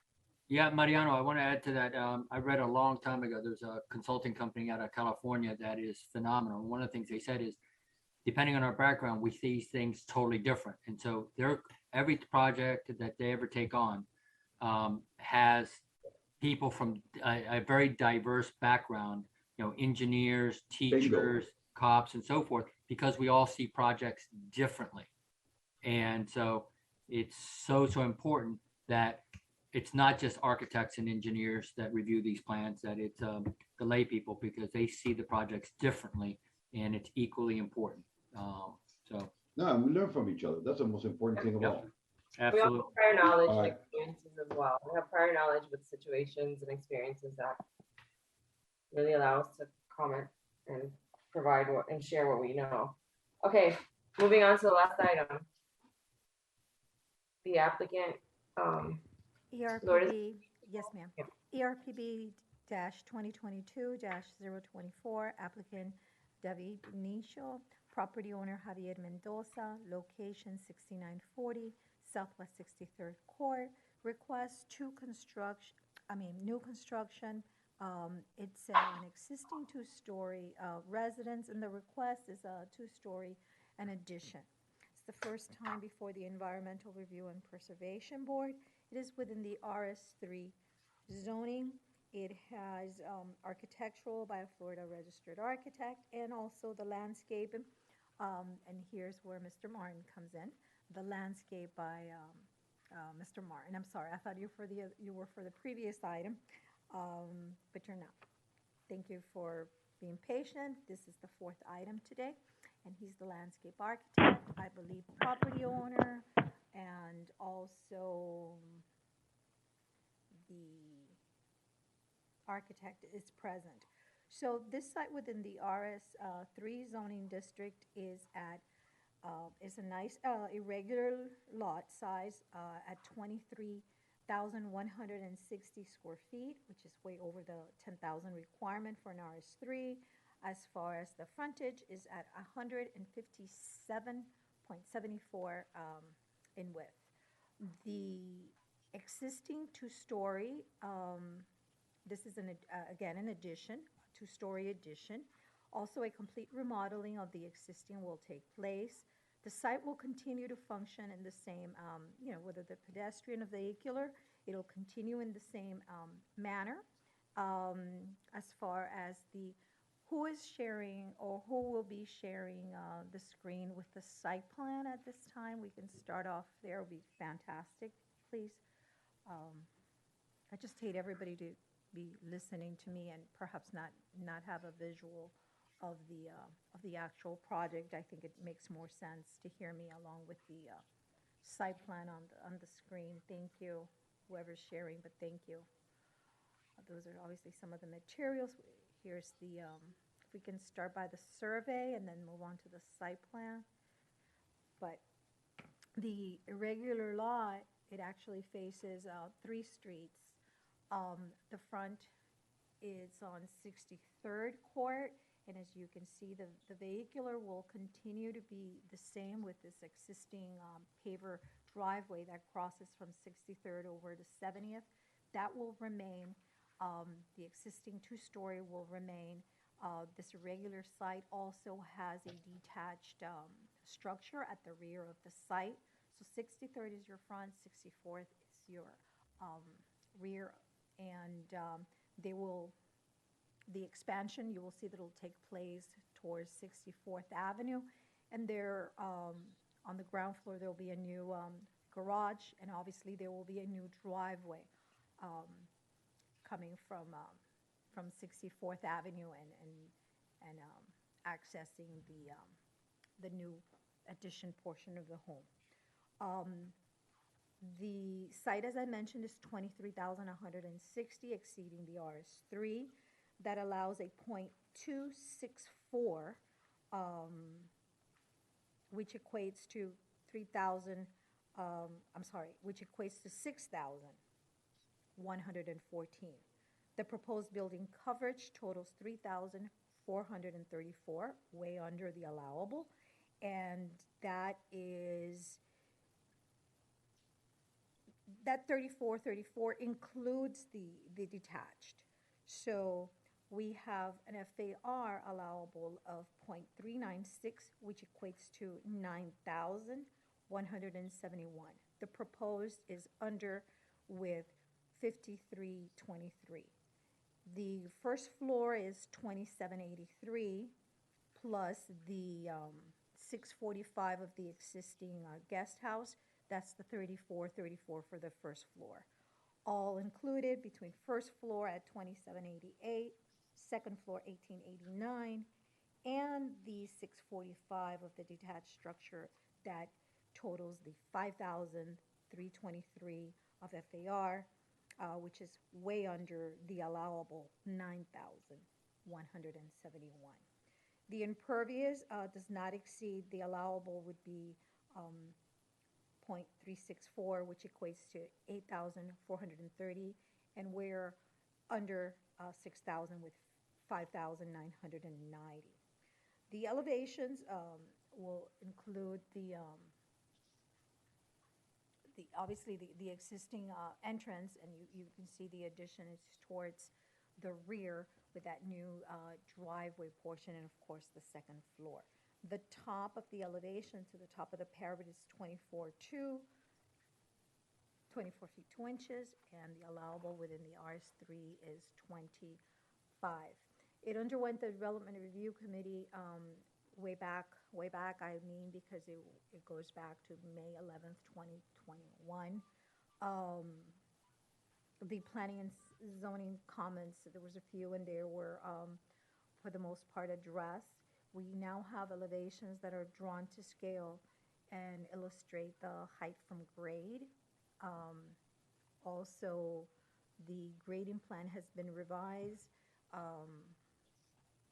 But this is still but you know, we don't have any on the, as you can see, being a large lot fronting 3 streets, we don't have elevations, contour lines along the swale, so this is still a condition in this report. The landscaping plan, Martin is present to illustrate that, but we have 22 trees provided, and obviously a minimum of 3, and there's more than 3 trees on the site. But the landscape needs to be revised for final ERPB. We still have some trees and palms that should be recalculated. This is still a condition in this report. A tree removal has been submitted for the relocation of 2 queen palms, number 8 and number 9, and also the arborist to provide the report for final. Is that the arborist from the city you're referring to, Ms. Cabrera? Yes, once they complete their tree removal process. Thank you. You're welcome. The addition, the 2-story addition, must comply with the Florida Building Code. Staff's recommendation is for preliminary approval with the following conditions. Meets requirements set forth in section 20-3.5H. Dimensional requirements for a 2-story. The landscaping, section 24.5F4B. Grading contour lines along the swale. Provide the correct amount of off-site trees that's required, and the arborist report will be attached for final. And of course, MEPs will be submitted for final, although MEPs are a part of this submittal. That's why it's not listed as a condition for the next round. And any conditions or comments from the board this morning. Thank you and welcome. I believe we have everyone that's pretty much left on our Zoom meeting for this site. Thank you. Harris has his hand up. Welcome. Good morning. Okay. Can you guys hear me? Wait. We need to swear in everyone who's going to speak on behalf of the application. Okay. I'm definitely going to speak. My name is Michael Harris. Would you raise your right hand? Are you the only one? I think Mr. Martin may also speak if we have questions about landscape or contour. All right, Mr. Martin's hand's raised. Mr. Harris's is raised. Do you two swear or affirm that the testimony that you're about to give will be the truth, the whole truth, and nothing but the truth? Yes. Yes, sir. All right, thank you. Thank you. Ms. Cabrera, thank you for the introduction and also. Wait, just 1 second. Are you speaking as a member of the public, or are you speaking on behalf of the applicant? I'm speaking on behalf of the applicant. I'm the architect All right, for the project. all right, great, thank you. Thank you, Mr. Pepe. Yeah, just overall, Ms. Cabrera really walked through kind of the nature of the project. It's essentially a large expansion to an existing 2-story home. And Ms. Cabrera, thank you for just going through all the statistics. If there's any questions on that, we're here to answer those and the metrics of the project. But if you'd like, I could just give a quick overview. In the renderings and the elevations, essentially our goal was to try to maintain the existing quality of the architecture. It's a very kind of, we think it's a very beautiful and austere Mediterranean style home as it is. And our aim as the design team working with the client and the contractor, the entire team actually, was just to maintain that quality in the expansion. So things like the roof and the Dutch gables that are present on the existing structure, I can show some pictures of that. You know, in the new wing, the new 2-story addition, we also maintain that same roof form. Very simple windows. We're proposing to remove the existing kind of rusty metal hurricane shutters. And there's an entire new door and window package that just, again, is meant to just invoke that simple kind of Mediterranean form that you see already in the house. So we just took cues from that as our design approach for the project. That's really it. I mean, if you guys have questions, we can go through the floor plan. We have the plans included, the sort of the before and after. So you can see how, you know, these are the existing plans on 1 and 2 stories. And essentially the new addition, as Ms. Cabrera described, wraps around towards the back and side of the property, so that when you read it from the corner, it almost looks as it does today, but just brought up to a much nicer level of aesthetic for the project. So, I mean, if there's any questions, we're here to answer. We've been working with Ms. Cabrera, as she said, and some of the zoning comments for a while now, and have been really excited about getting to this meeting because we've been anxious to present and you know, take the next step. Hopefully, we can get into you know, permit review. Ultimately, is the goal. Thank you, Mr. Harris. Will Mr. Martin be sharing anything about the project? Yes, I was hired to prepare a grading plan only.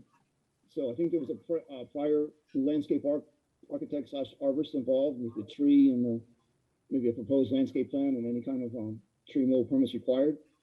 So my contribution here is mainly strictly limited to the grading plan. Okay.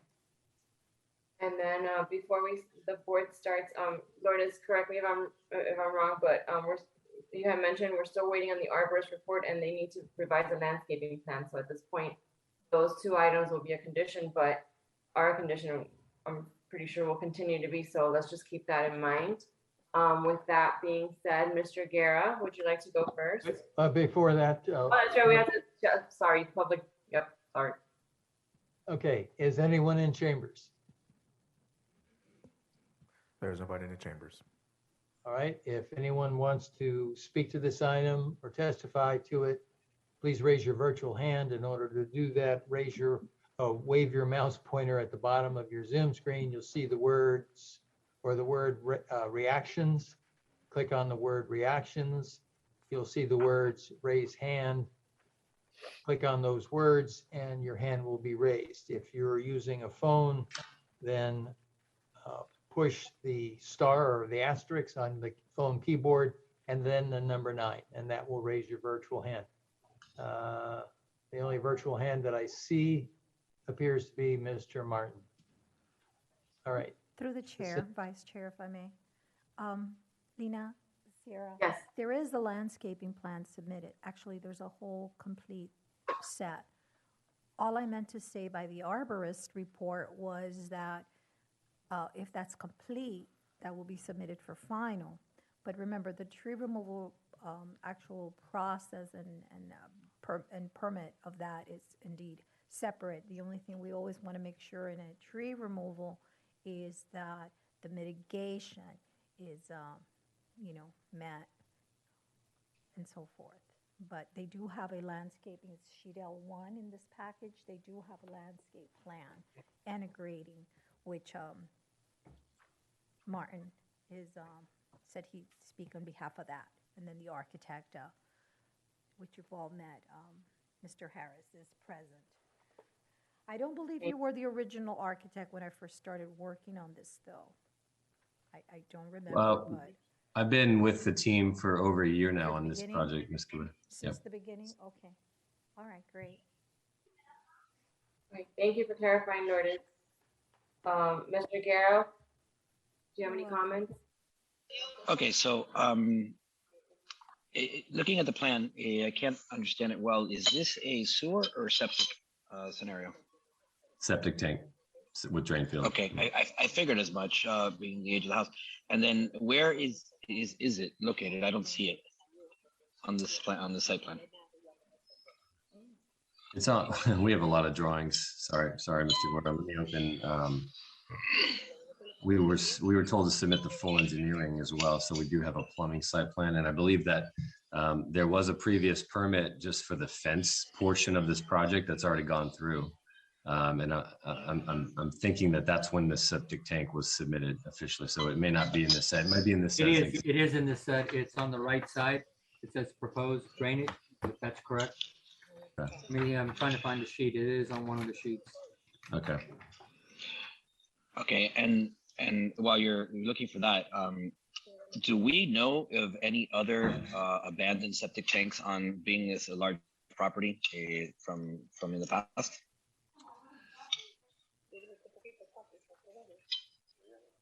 Let me open the P plan. I actually have my contractor on, David. You might want to speak to that because you guys were involved in that original permit. And I can open the He'll need sheet. to be sworn in. Yeah, I can talk if you guys allow me. Thank you. You'll need to be sworn in. Okay. Pepe. Michael, I'm drawing P5, by the way. Okay, thank you. Whoever said that.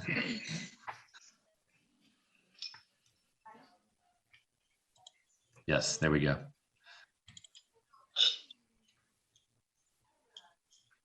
So the answer to the question is there's a split system because of the existing plumbing and then the new proposed work.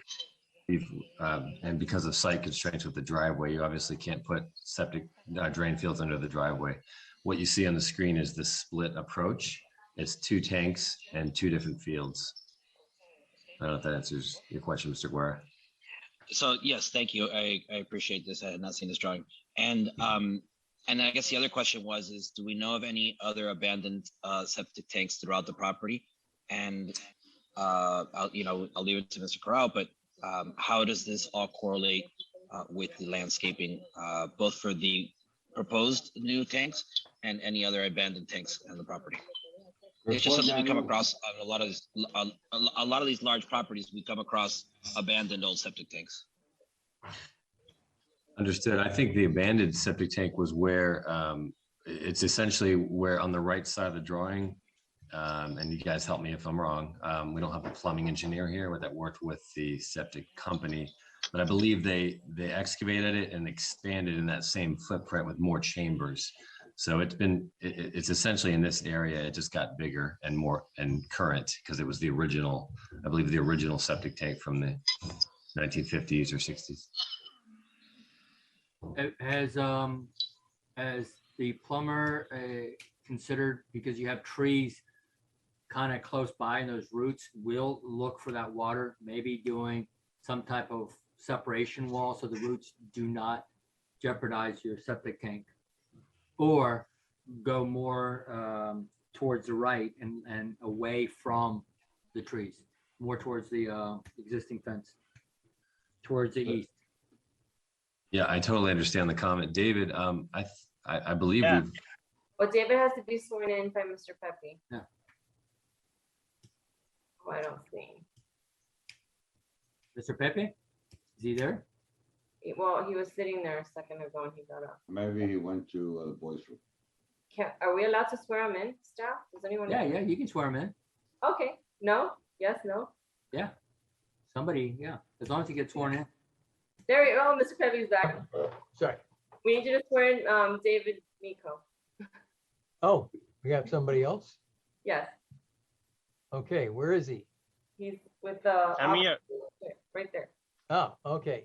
Do you swear or affirm that the testimony you're about to give will be the truth, the whole truth, and nothing but the truth? Yeah, I do. All right, thank you. And state your full name. What sorry? is your full name? David Nico. All right. Italiano.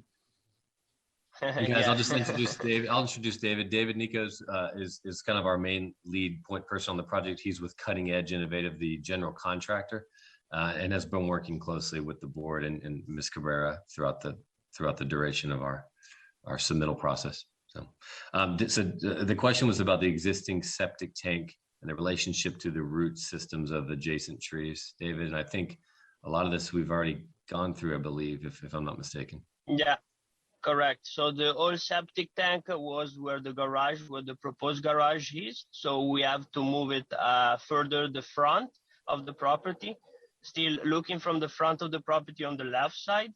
And actually the both split system were already made, and we have the permit was already done, and we have almost a green tag from the Miami-Dade. So they came and inspect and they check the roots, and everything is far from the roots of the trees. So we didn't have any issue with that, you know.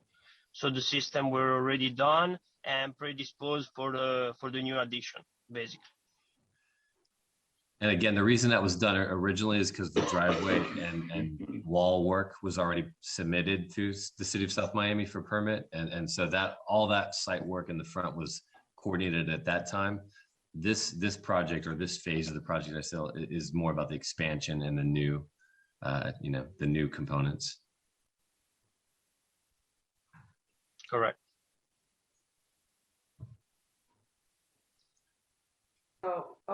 Mr. Kai is back. We just started on this item, and then Mr. Guerra shared his comments. So I'm just bringing you up to speed.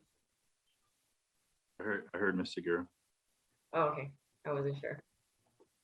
In fact, I don't think Mr. Guerra's done making comments. Thank you, Mr. Corral. So the septic tank that's being moved is understood. Do we know of any other abandoned septic tanks on the property from prior years? There are no abandoned. There are no additional. Okay. We perfect. run a report. We've run a report, a blueprint from Miami-Dade, and actually the company that done all of the septic tank work, it was done some work in the past. So we identify all of the septic tank in the property, and we, as I say, we just abandon one, and we did the new system, and that's it. Okay. From what point are you accessing your power to the property? Where is the service coming in? You talking about the electrical service?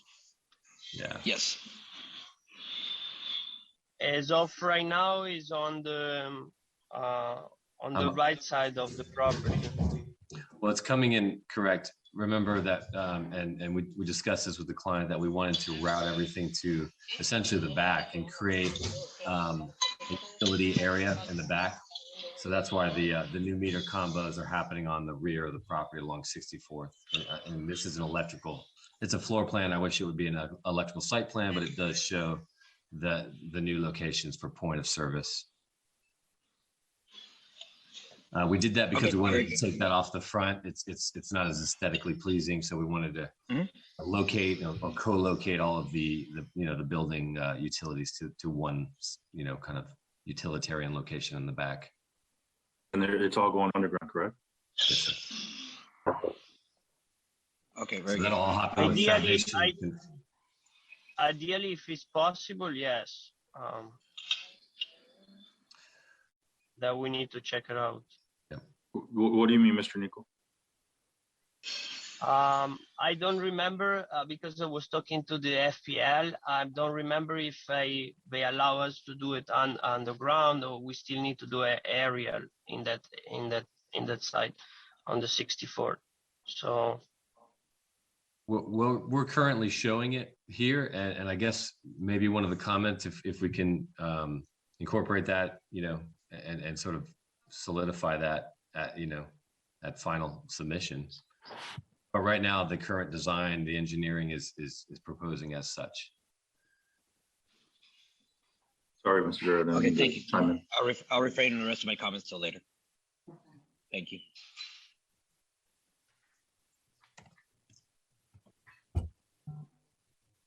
Lena, I don't know who else has spoken, so. No one else has commented. Do you want to jump in? And can I comment, because I really need to go? Go ahead. Okay. I think that I know the property well. My office is not even 2 blocks away.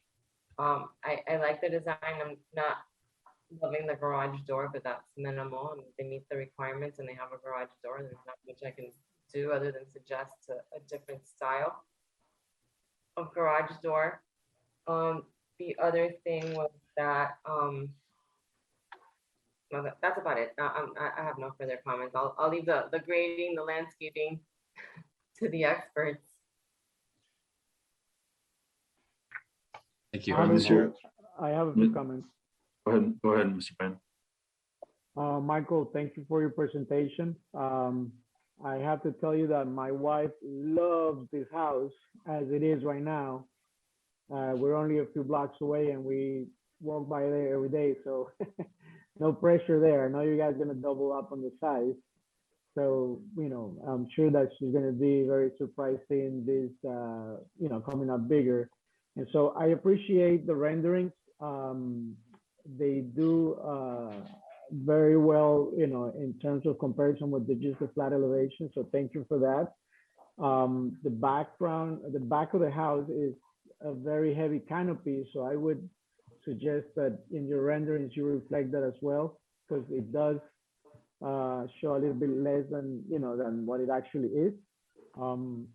But it looks like you are keeping within the language of the house mostly throughout, except on the north face, your storefront, the sliding glass door seems to me a little bit off from what the language of the remaining Bravo, Javier. You windows. were making the same comment I was looking at. Bravo. So I think, this is a beautiful expansion. I think you're in keeping with the language and whatnot. I was looking at the garage door, but I noticed that you are proposing a faux wood finish, so I appreciate that. And I do understand the sliding glass. It's very important. That backyard is amazing. We love it. It's plenty of beautiful trees. So I would love to be in that living room and looking back at it and see the transparency. But I do believe that maybe if you find a product that has the same language as the rest of the windows, it would do much better for the house. Another thing is that we noticed that the house had a renovated fence wall in the front. Are you guys planning on doing something similar to that in the rest of the property? Yeah, again, I'm not sure where that's a different team. It's a good question, but I believe it's meant to continue expansion, but I'm not 100% sure. I kind of defer to David, who's managing a second team on that. I believe that the answer is yes, Javier, to continue it around that sort of counterclockwise of the main, frontage and or side and back of the house to a certain degree. I think it stops at the guest house. If I go to the site plan for a second. That's correct. That's correct. We want to continue the same look. We want to continue the same look till the guest house. Then passing that is going to be in the back. We already redo a new wood fence to create a new nice look, and maintaining the look of the house and Mediterranean and the style that Michael designed it. So. Yeah. Okay. So I mean, I think you guys are doing a good job, but at sort of like keeping, the essence of the house. So I appreciate that very much. I think you guys are doing a good job. I have no more other comments. I would say the only other thing is a very technical thing is every time that I see a site plan, I really like to identify quickly what is existing and proposed. So if you could make a quick note of, of whether it's in shading or in a line that shows, what's new and what was there before, it's very helpful in reading as to what the impact of the new project is going to be on the site. But Agreed. other than that, I think it's it's a good looking project. Thank you, Javier. Just a quick note on the glass. The intent there is yes, we do understand that a series of smaller French doors would be a little bit more contiguous with the style, but you said it yourself, the view from within this house looking north across this large expansive backyard and the bosque of trees in the back is incredible. It's one of the better views that you'll find anywhere in a residential scale. So the client really drove that home from the initial onset of the process, where we wanted this large oversized slider to be able to expand and maintain that indoor-outdoor experience when the weather's nice. So we do understand. We kind of had to balance that the aesthetic of the house with that functionality, and I think it does come out pretty seamless. I know it's subjective. Mr. Bryan, anything else? You good? No, I think I have no further comments. I'll comment real quick as well. So, I mean, you guys talked about the septic and solar as well. I'm a big fan of applying solar when possible, if possible. I'm familiar with Cutting Edge. Those contractors do a really good job. The plans look good, and it's an addition, and you guys went a little bit more above what you guys are supposed to do here, so it's great. Other than that, I have no comments. I think that you guys all settled everything on my side. I'm not talking about grading, and I'm not talking about landscaping. I'll leave that to our top guys here, but other than that, I like the project. Thank you. Thank you. Hold on, we have our hands raised real quick. I'll go with you, Mr. Martin, again. You have your hands raised? Sorry? No, I've already been sworn in, sorry. All right, Mr. Mendoza, you have your hand raised? You have to unmute yourself. Yes, I haven't been sworn in, but I was just gonna. Let me swear you in. Yeah, get sworn in real quick, then you can speak. Do you swear or affirm that the testimony you're about to give will be the truth, the whole truth, and nothing but the truth? I do. Thank you. Good morning, everyone. Thank you for your time, and I know we're running a bit late here, so I'll keep it short. I just wanted to reiterate what Michael said. That room, I understand. I myself, we believe very strongly that the character of the house needs to be maintained. However, that north facing is the exception because we do live in the 21st century, and that is a pocket door that will open completely. We have 3 children who run in and out, and we wanted that room to function as a dual indoor-outdoor room. And we have our windows open a lot between November and May 1st. Neither one of us are from Miami, and we tend to air condition a lot less than the people around us. And given that that room faces north and is not visible from any of the streets, we felt that that juxtaposition of modern against the rest of the traditional Mediterranean look is acceptable to us because of it. That functionality is important to us. Thank you, Mr. Mendoza, on your comments. Ms. Cruz? I was going to say before Mr. Mendoza spoke that I agreed with Mr. Harris. I mean, although the home has its specific design, I think it's wonderful to always throw in some modern aspects. It also keeps, the property fresh. And I'm sure anyone is going to enjoy this amazing lot. I can't wait to drive by and see the finished product. I love the entire design. I love the colors. And I'm happy also to see that you were able to incorporate the solar panels. I didn't think that would really, be the outcome here. So I'm excited. I think it's great. Beautiful lot. Thank you, Ms. Cruz. Thank Mr. you. Cross? I was so glad to hear what Javier had to say. When I first looked at the house on the corner, the first impression I got. I have, by the way, I have to drive by and see this because I've not seen it. But it gave me the miser look. It gave me that 1920, 1930 or 40s look that was designed by the old architects when you see the front of the house. And the one issue that I normally stay away from talking about architecture, but I think once in a while I deserve that right. And I look at the rear and it looked like so modern yet. If you look at Meissner, if you look at the Stewart homes that the architects designed back in the past, they carry something through that carried all the way around the house.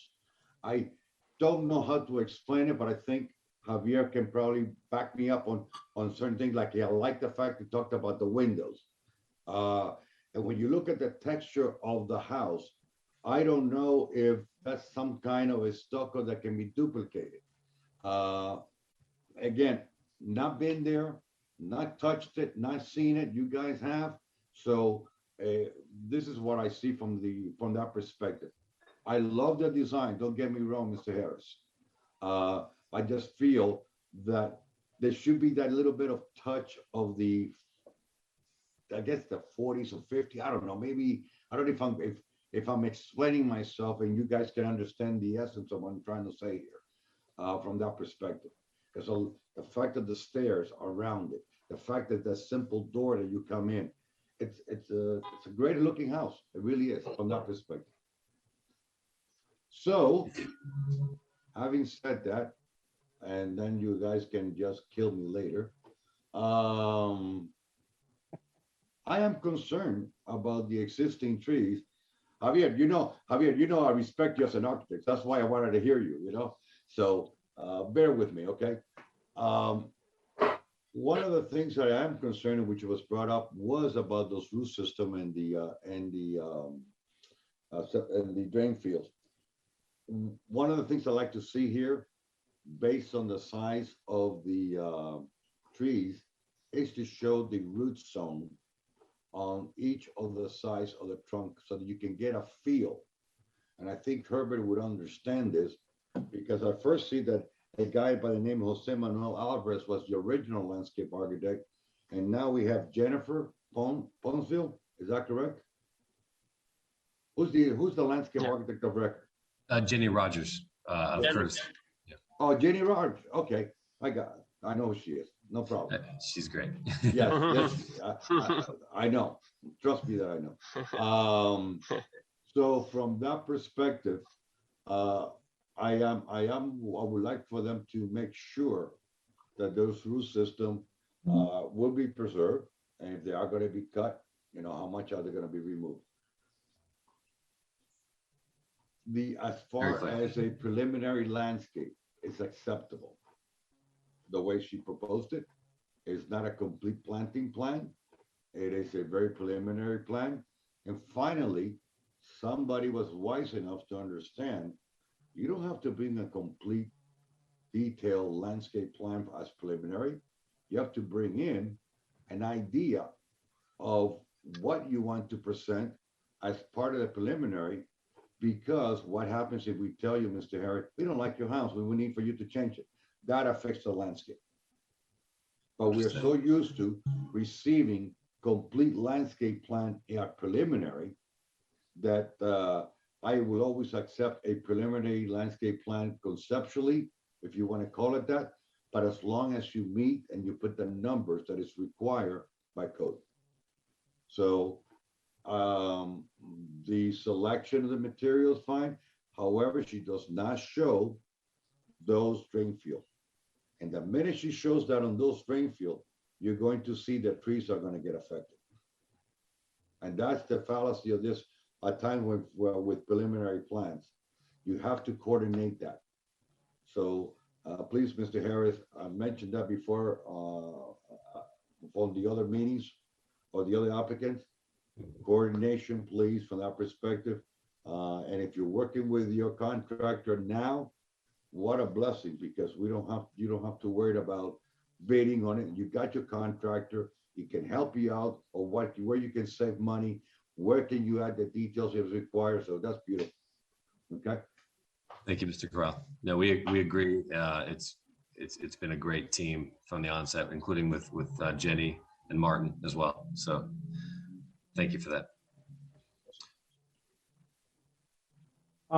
Just, I'll close up on a quick statement. I'll be brief because I know that, we've extended the meeting today, but again, Michael, I think it's a great design. But when it comes to approaching a house or a project that is an existing, very evocative from a certain time in the past, I believe that you either go seamlessly and keep everything of the language the same, or you completely go the other way around and you make something of a statement that says, this was the old and this is the new, respecting the old, and it's completely different. Yep. So if you look at your A15 where you have your renderings, I would say that, to be consistent with the owner and your approach, I would say that you have this covered, portico outside of the kitchen area where you are maintaining sort of like the mountings on the storefront there. So, I would say give it a shot, see what happens. Maybe it works out, or, I may regret what I'm going to say, but why don't you try and, because I know you're doing an entire window package, right? Are you guys Yes. changing the entire windows? I mean, these are punch windows, and the houses in the past had a lot of solids to the houses, not what you are trying to do right now, which is opening up to the beautiful yard that you have.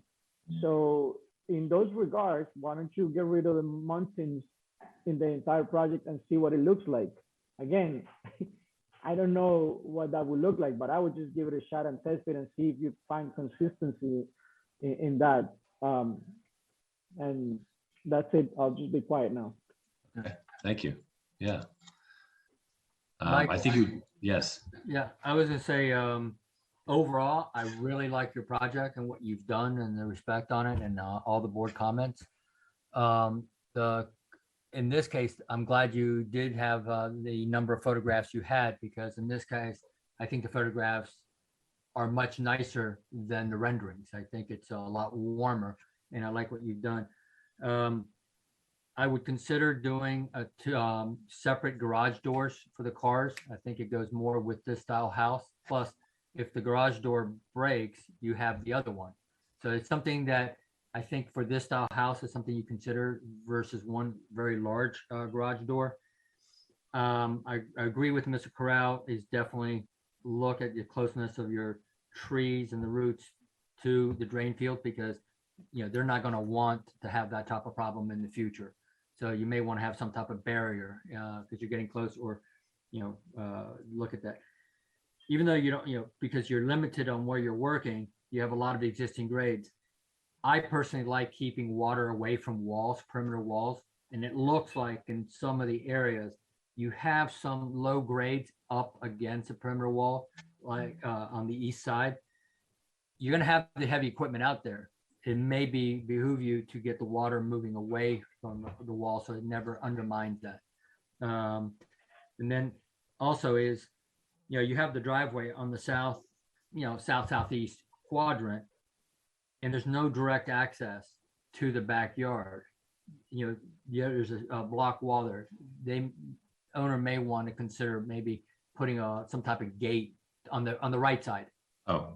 Yeah, right in that area. Putting some type of gate if they want to facilitate people not going through the house and getting back there, because you have everything there, block walls. Mr. Suarez, just to comment on that, thank you for that. We agree. And actually, like I said, the previous team that did the wall, there is a gate included already. So. Oh, okay. Yeah, no, overall, I really like this. It's just, I would take advantage of keeping, I like keeping waters away from houses and from walls and so forth. So even though it's not in the construction area, it's something that they may want to consider. Overall, it's a beautiful plan. And again, the photos do give better enhancement, but you can see a lot of work went into this, and kudos to you guys, to the team. Thank you. Mr. Suarez, just to follow up on the garage door comment, we did look at 2 singles, but we kind of ran out of space. You know, if you've ever driven through a narrow 8-foot door, and then you're looking at your rear windows not scraping against the wall, and then when you get in there, the 2 cars have to, and they do have 2 vehicles. So we did think about that, but we opted for a larger, just for maneuverability. So I guess my question is that a suggestion, or is it something? It's just a suggestion. There's no requirement for that. I think it's going to go better, but if you think about it, you're going to have the room, you know, you can put a small enough wall where you're going to have that much room. So to me, you're going to have that maneuverability, whether you have that wall or not, because if you don't, then the cars end up too close together. Yep. And, you know, if one side breaks, you still have the other side, or they say they use it for storage, they can only have to open up half the garage. So I think the cars move in and out just as easily through 2 doors as one larger doors, and there's less problems and less likely that the cars are going to be close together. So I think it just, for this architecture, I think it just going to look nicer. I like the fact that it is a wood door or wood color, but good job with this project and the coordination you've done with staff and with the team members that you have. Thanks. If I may, I don't know who else has not spoken. Rebecca has not said anything? I spoke, but thank you. Okay, because I do need to say something to Herbert. Your grading plan doesn't work. Okay. And you know why? Because you don't show the location of the drain fields. Right. And the minute you show that, and the minute that Jeannie looks at the location of the drain fields and she starts seeing the trees that have to be removed, you're going to have to redo this all over again. Of course. And by the way, don't forget, you're adding an addition, which means you're displacing water. Because of that addition, that means that it's not just being focused on one area. You're really going to have to look at the entire area, how that whole thing is going to work. And finally, Michael, I would say, I don't know how the amount of water coming off the back roof, how are you going to contain that, and how you're going to, because that's going to cause something. Obviously, the water coming down into the grass area, that's going to be a lot of water coming down. It could cause a channel or whatever. So that's something for you to take a look at and discuss it from that perspective with the owner, or even how you're going to resolve that, whether it's a canal or what, you know. Yeah, Mariano, that's a good point, because if you look between the existing guest house and the addition, there's some areas you want to get that water flowing north, yes, away from the guest house and the house. I didn't want to overstep my bounds on you, Jose, because I don't know about grading. Yeah, right. I somehow knew you guys were going to tie. I somehow knew you guys were going to put a bow on the drain field question. Yeah. No, it was a good point, Daniel. You brought up a very good point. Yep. By the way, do you guys consider using coral rock as some of the elements throughout the site? I don't know what the percolation rate of the soil, what kind of soil we have. What is the percolation rate? Those are things that I know because we're South Miami, but this being a larger lot, I don't know, you know, whether immediately after going down 2 feet, you're going to hit coral rock. I don't know. But when I look at this house again, it gives me that Meister look, whether you consider, maybe the owner doesn't like it, and that's fine, using coral rock as one of the materials throughout, whether it's a wall, whether it's whatever. It's just a statement.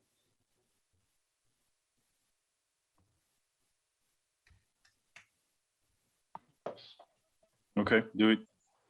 Thank you, Mr. Corral. Any other statements that we got, or any more comments from the board? Okay, do we have a motion? Put a motion to approve with staff and board comments. I'll second that. For preliminary. Okay, Mr. Guerra is on the record saying second that. Let's take it to a vote. Ms. Cruz? I approve with board comments, please. Mr. Suarez, Yes. With board and Corral? staff comments. Yes. with, yeah, okay. Yeah, okay. Mr. Baena, Approve with comments. Mr. Gary, you said yes, right? No, say it again. Yes. Approve with board and staff comments for preliminary. And I approve with board comments and staff. Thank you, guys. Move forward. Looking forward to the project. Thank you. So our next step is to come back. Right. Was this final? Is this final or preliminary? No, it's No, this is preliminary. Oh, yeah. Excuse So me, just come back with excuse me. the full document set. Excuse me. I just have a Yes, question. yes, Lourdes, Through the sorry. chair, Go ahead, if I Lourdes. may. Yes, The ma'am. next step is indeed to come back, taking the today's board's, all of their comments, and if you do a list as a letter with your response, the board really would appreciate that. They've asked for that in the past. So I think in this case, it would be helpful. Again, just a letter with your response to the board's comments and staff's comments that are attached in this report as well. And then you would incorporate those comments, give us our response in those letters, and resubmit a complete set of working drawings. And please provide PDFs that are in the order of the hard copies. Thank you, Ms. Cabrera. Just a kind of a clarification question. And yes, we always do a narrative that accompanies any revision. So we'll definitely list the comment and the responses and where to look for that response on the document set. That's pretty much standard procedure. Thank you. It's a question because I know some of the previous projects were approved into the next phase with staff comments. Is there a chance that we could get into that phase if we do indeed provide the narrative and address those comments? Or do we have to come back for another formal ERPB? This was the first, the previous application had come to the board 3 times. This is your first presentation before the board. So. Correct. I guess that's my The motion point was is, preliminary, which means you have to come back for final. Today's motion was for preliminary approval. understood. The question was, because we've kind of been working with the team at South Miami for the past year, actually 15 months, and taking those comments. This is just now the first time we're actually getting to present and get any of these, even the aesthetic comments, but have been asked to produce the full MEP, structural, landscape, everything. So is there a chance that we could go into that permit review with, of course, with these comments coming into as a revision versus coming back for another ERPB formal presentation? I can answer that, Mr. Harris. So what the answer is going to be no. So you need to come back with final. You already have everything ready. Just get the comments, come back in 2 weeks. I think the cutoff for the next ERPB is on this Thursday. So if you're able to get the comments addressed with the document, you can show it in 2 weeks and you should be able to, get that progress, and then you can go into permit. You don't want to waste your time and go through the permit set and then they reject it because you didn't go through ERPB, which is the first part of getting into the permit set. You have to go through that first. Now, I have a question. What, Mr. Crow? Michael can choose to come back again as preliminary if he wants to with the comments that we made today for us to recheck the drawings that he complies with some of our comments if he chooses so.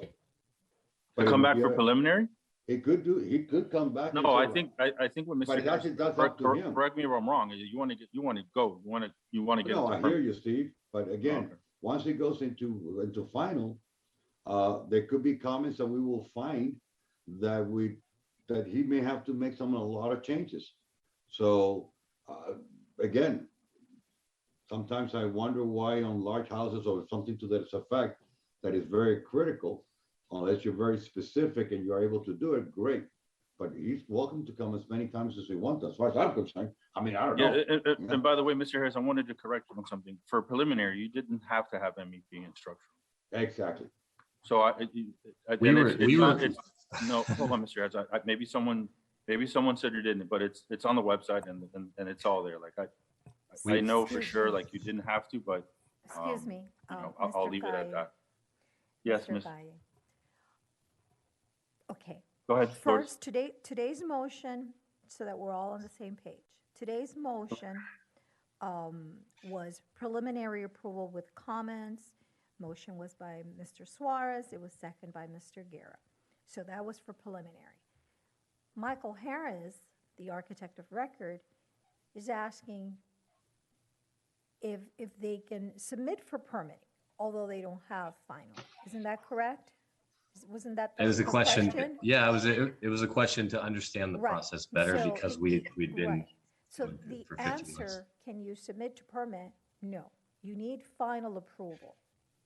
Now, you submitted a complete set of working drawings with final included simply because you had them and because you've been working on it for so long and because MEPs are done in the hopes that you would get a motion for final, but you did not. So your next step would be to provide a good, clear letter with good responses to today's comments so that the second time you present to the Environmental and Preservation Board, you get final approval.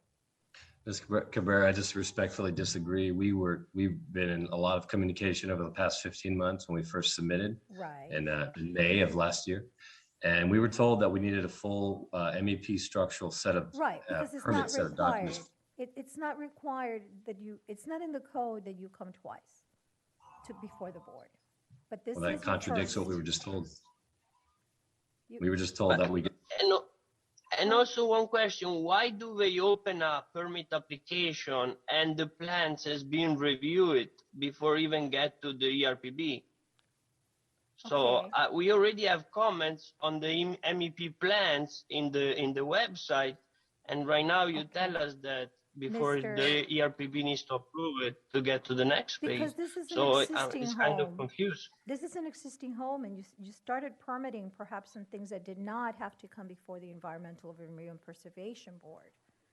So you can do that. But for this two-story addition, you are required that you get final approval from the board before you start on the two-story addition. This is what there are granting and reviewing and granting you approval on, the two-story portion. Being a Okay. two-story home, yes. Yeah, you the could have two-story. gotten- It's an existing home, you could have gotten permits for, for anything. But No, I'm talking about the addition. If you go to the website, there is a permit application for the Which is- addition, and some of the trade they've been reviewed. Which I'm Like sure there are it's been comments in disapproved mechanical. by, excuse me, sir. It's been disapproved by zoning. Yeah. We've been working on this for a long time, precisely because it needed to come from before the board. Another thing, if you recall, we Okay. checked thoroughly on that existing guest house if it was indeed permitted and built legally. We went through all that. Mhm. So I Yeah. recall this property. I know we've been working on it for a long time, since the beginning. Okay, but there are permits, but the permits for the zoning, it's disapproved. Because ERPB Okay. approval, But- final approval is required on a two-story addition.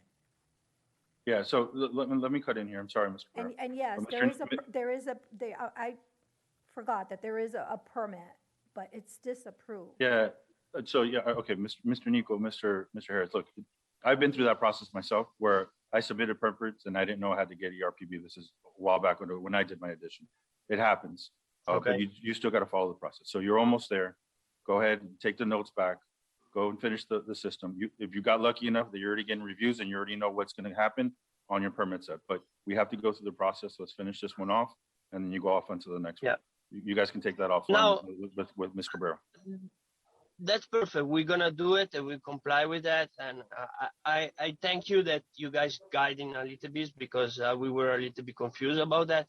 The other thing is about the two septic tank and the drain field system. We already got a permit. We already have everything approved and we've done already the work of the septic tank. So, I mean, right now you tell us that maybe there is some issues with the grading plans on that. So I Okay, really David, don't let me, understand. no, I'm gonna jump on that one very quick. Excuse me if I Okay. may, through the chair. Yeah. That is fine that Oh, they man, you got guys- their permits for their septic and so forth. This is an existing home. Thank you. So Mr. Crow? let me jump real quick here, David, so you understand. The bottom line is that if you look at the drawings, the grading plan does not match the site plan that Mr. Harris has prepared. These landscape plans, site plan does not match. Mr. Harris, you've been working on this for 15 months and you don't have plans that match each other? How are you gonna build this? So for me, when I see this, the fact you came before us as preliminary, we point this out to you. And the fact is that you have to submit plans at the end for permit that matches in every single one of our categories. I think, can I address, Mr. Crow, can I address that? Because we agree with you. That was our initial conversation. And you said it earlier that it's really good to come with for example, you use the landscape planting plan as a preliminary. Exactly. I would address the same with the architecture, with the garage door comment, with the sliding glass door comment, with the fenestration pattern that we talked about as a preliminary. But we've been asked to not only go to preliminary, but take all the engineering MEP to that finalized level. And we said, why don't we at least get an opportunity to discuss this with the board and get their comments, take those back and then respond formally with the final. That's not been the instructions that we got. That's all we're saying. Yeah, then I can answer that. I can say that. Yeah. Mr. Harris, I don't know what's happened there. That's not the process. So like if I were you, let's just take it offline with staff and we'll figure it out. But that's not the process. Saying that, let's go ahead and move forward. You guys have been approved preliminarily. A lot of the comments, I wasn't sure. What, Mr. Crow? He's heading in the right direction. Yeah, he's fine. I wasn't sure about the comments you addressed about the garage and the windows. I think that those are just comments and opinions. They're nothing you need to go change. That's comments that they give you as what our comments are. We're not telling you that's what you need to go do. Some of the things we have, like grading, and those aspects of landscaping, those more are technical. More technical. The other ones are a matter of opinion. We agree. I agree with everything you just said. I'm just saying, in general, landscape planting, relationships to the site, and the aesthetic comments should come more casually as a preliminary set. We don't have to do all this work as the team. We come in, we get those great comments about everything you guys have said today. We take that back and then we respond to them. We do the engineering coordination. I agree. And we come back. No argument. We just got stumbled up a little bit in the process. No problems. I think you're fine. I think the concern with you is that you went into MEP and structural, and I think that's a valid concern, but you got to take that up with staff. Yeah. And by the way, Mr. Harrison, you'll find us so we're real reasonable. Mr. Herbert can tell you. Mr. Martin can tell you that we are reasonable, we listen, and we try to work with you, okay? Absolutely. Thank you. All right, let me keep quiet. Michael, job well done. Thank you. And Mr. Nico, I know you want to get started, but let's follow the process. You'll get there. You'll get there soon enough to go build. You're almost there. All right. All right, guys, take care. Thank you so much. Mr. Nico, I'm watching you. All right, let's move on to the next step. So I'll make a motion for approval with staff comments and board comments, please. I thought we voted already. Yeah, we already voted, dude. Oh, we did? Yes. Okay, I guess I was in Neverland, sorry. Old timers. Yeah, I know. Hey, I'm entitled to my senior moments. Give me a break. Mr. Mendoza, you're doing a great job, sir. I mean, I love what you're doing here with this house. All right, so then. Thank you, applicants. Moving to the approval of the minutes, please. Yep. Yes, Ms. Cabrera, thank you very much. We had previous meeting minutes that we couldn't approve because we didn't have enough. I'm trying to remember who was on that one. I'm looking up on the system now. You have the June So we 24th. had July 15th, July 5th, sorry. Let me see if we have quorum to approve those. Board members, Mr. Kaya, Mr. Guerra, Mr. Barrera, Mr. Bryant. Yeah, so we're here. For the July 5th meeting minutes, I hope you guys reviewed it. I wanted Mr. Guerra, Mr. Baena, and Ms. Cruz. Can you please vote to approve the minutes as of July 5th? We'll start with Mr. Baena. Approved. Mr. Guerra. Approved. Ms. Cruz, she fell off. But oh, you're there? Yeah. Oh, there you are, sorry. Right in the middle. Okay, and I approve. So July 5th minutes have been approved. And let's go to June 21st. July 21st, and who was June there for 21st. that? No, I'm sorry, June 21st. June 21st, we had Lena, just Mr. Corral, Ms. Cruz, and Mr. Suarez. So you guys can go ahead and approve that for June 21st. Mr. Corral? I don't see here on. Lena's not here. I know, but we only need 3. Wait a minute. While Mr. Crowe looks for it, I say, yes, I'm fine. Oh, here it is. Sorry, yes, got it. Hold on for a second. Yeah. Ms. Cruz? Yes. I approve those minutes. And Mr. Corral, when you had a chance to review. Yes. That is correct. Approved.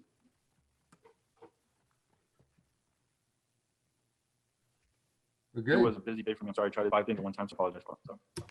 So, saying that, I think we're all done for today. Mr. Oh, Baena. sorry, Mr. Baena, go ahead. Quick question. I am planning on renovating my home, and I would love to get more familiar exactly with the intricacies of all of this because I haven't done it. And being that I'm a board member, I'm sure that there's legalities to this. So who can I talk to? What are you doing, Mr. Baena? I'm adding to my home. You're not Like gonna 1 be story or tough on 2 you. story? 1 story. Then Ms. Corral will guide you, but I don't think you need to come through ERPB. I'm gonna be tough on you, man. That's exactly why I'm asking. I mean, I'm gonna look every nick and cranny that you're proposing. Mr. Baena, Lourdes. through staff, Go ahead. yes, Chair. Mr. Go ahead. Baena, if you give me a call, I'll guide you accordingly. Perfect. I'd love to sit down and talk with you because I wasn't sure if I was able to call you or not. Do you or want me email to you. give So, you, I can call you as soon as today. Would you like for me to do that? I've Yes, got your please. information. Thank you call so you. much. I Thank you. appreciate it. Of Thank course. you, everyone, for Javier, Ms. Lourdes is awesome. She's very helpful. She'll guide you. Thank I'm you, sure Mr. she will. Baena. Thank you so much. All right, guys, take care. I'll Thank see you you. guys in 2 weeks. Actually, I'll be Bye. out in 2 weeks. Bye. I'm on vacation, but I'll see you guys later. Okay. Bye. And again, I'd like to welcome our new director, planning director to South Miami. And I hope you are patient with us, sir. Thank you very much. Yeah. It's no problem. We got to make sure it's not acting. All right, bye, guys. Thank you. Bye-bye. Next ERPB meeting, care, everybody. August Bye-bye. 2nd, 2022. Thank you. Thank you, Lourdes. Bye. Thank you, Lourdes. Be safe, Steve. Bye, guys.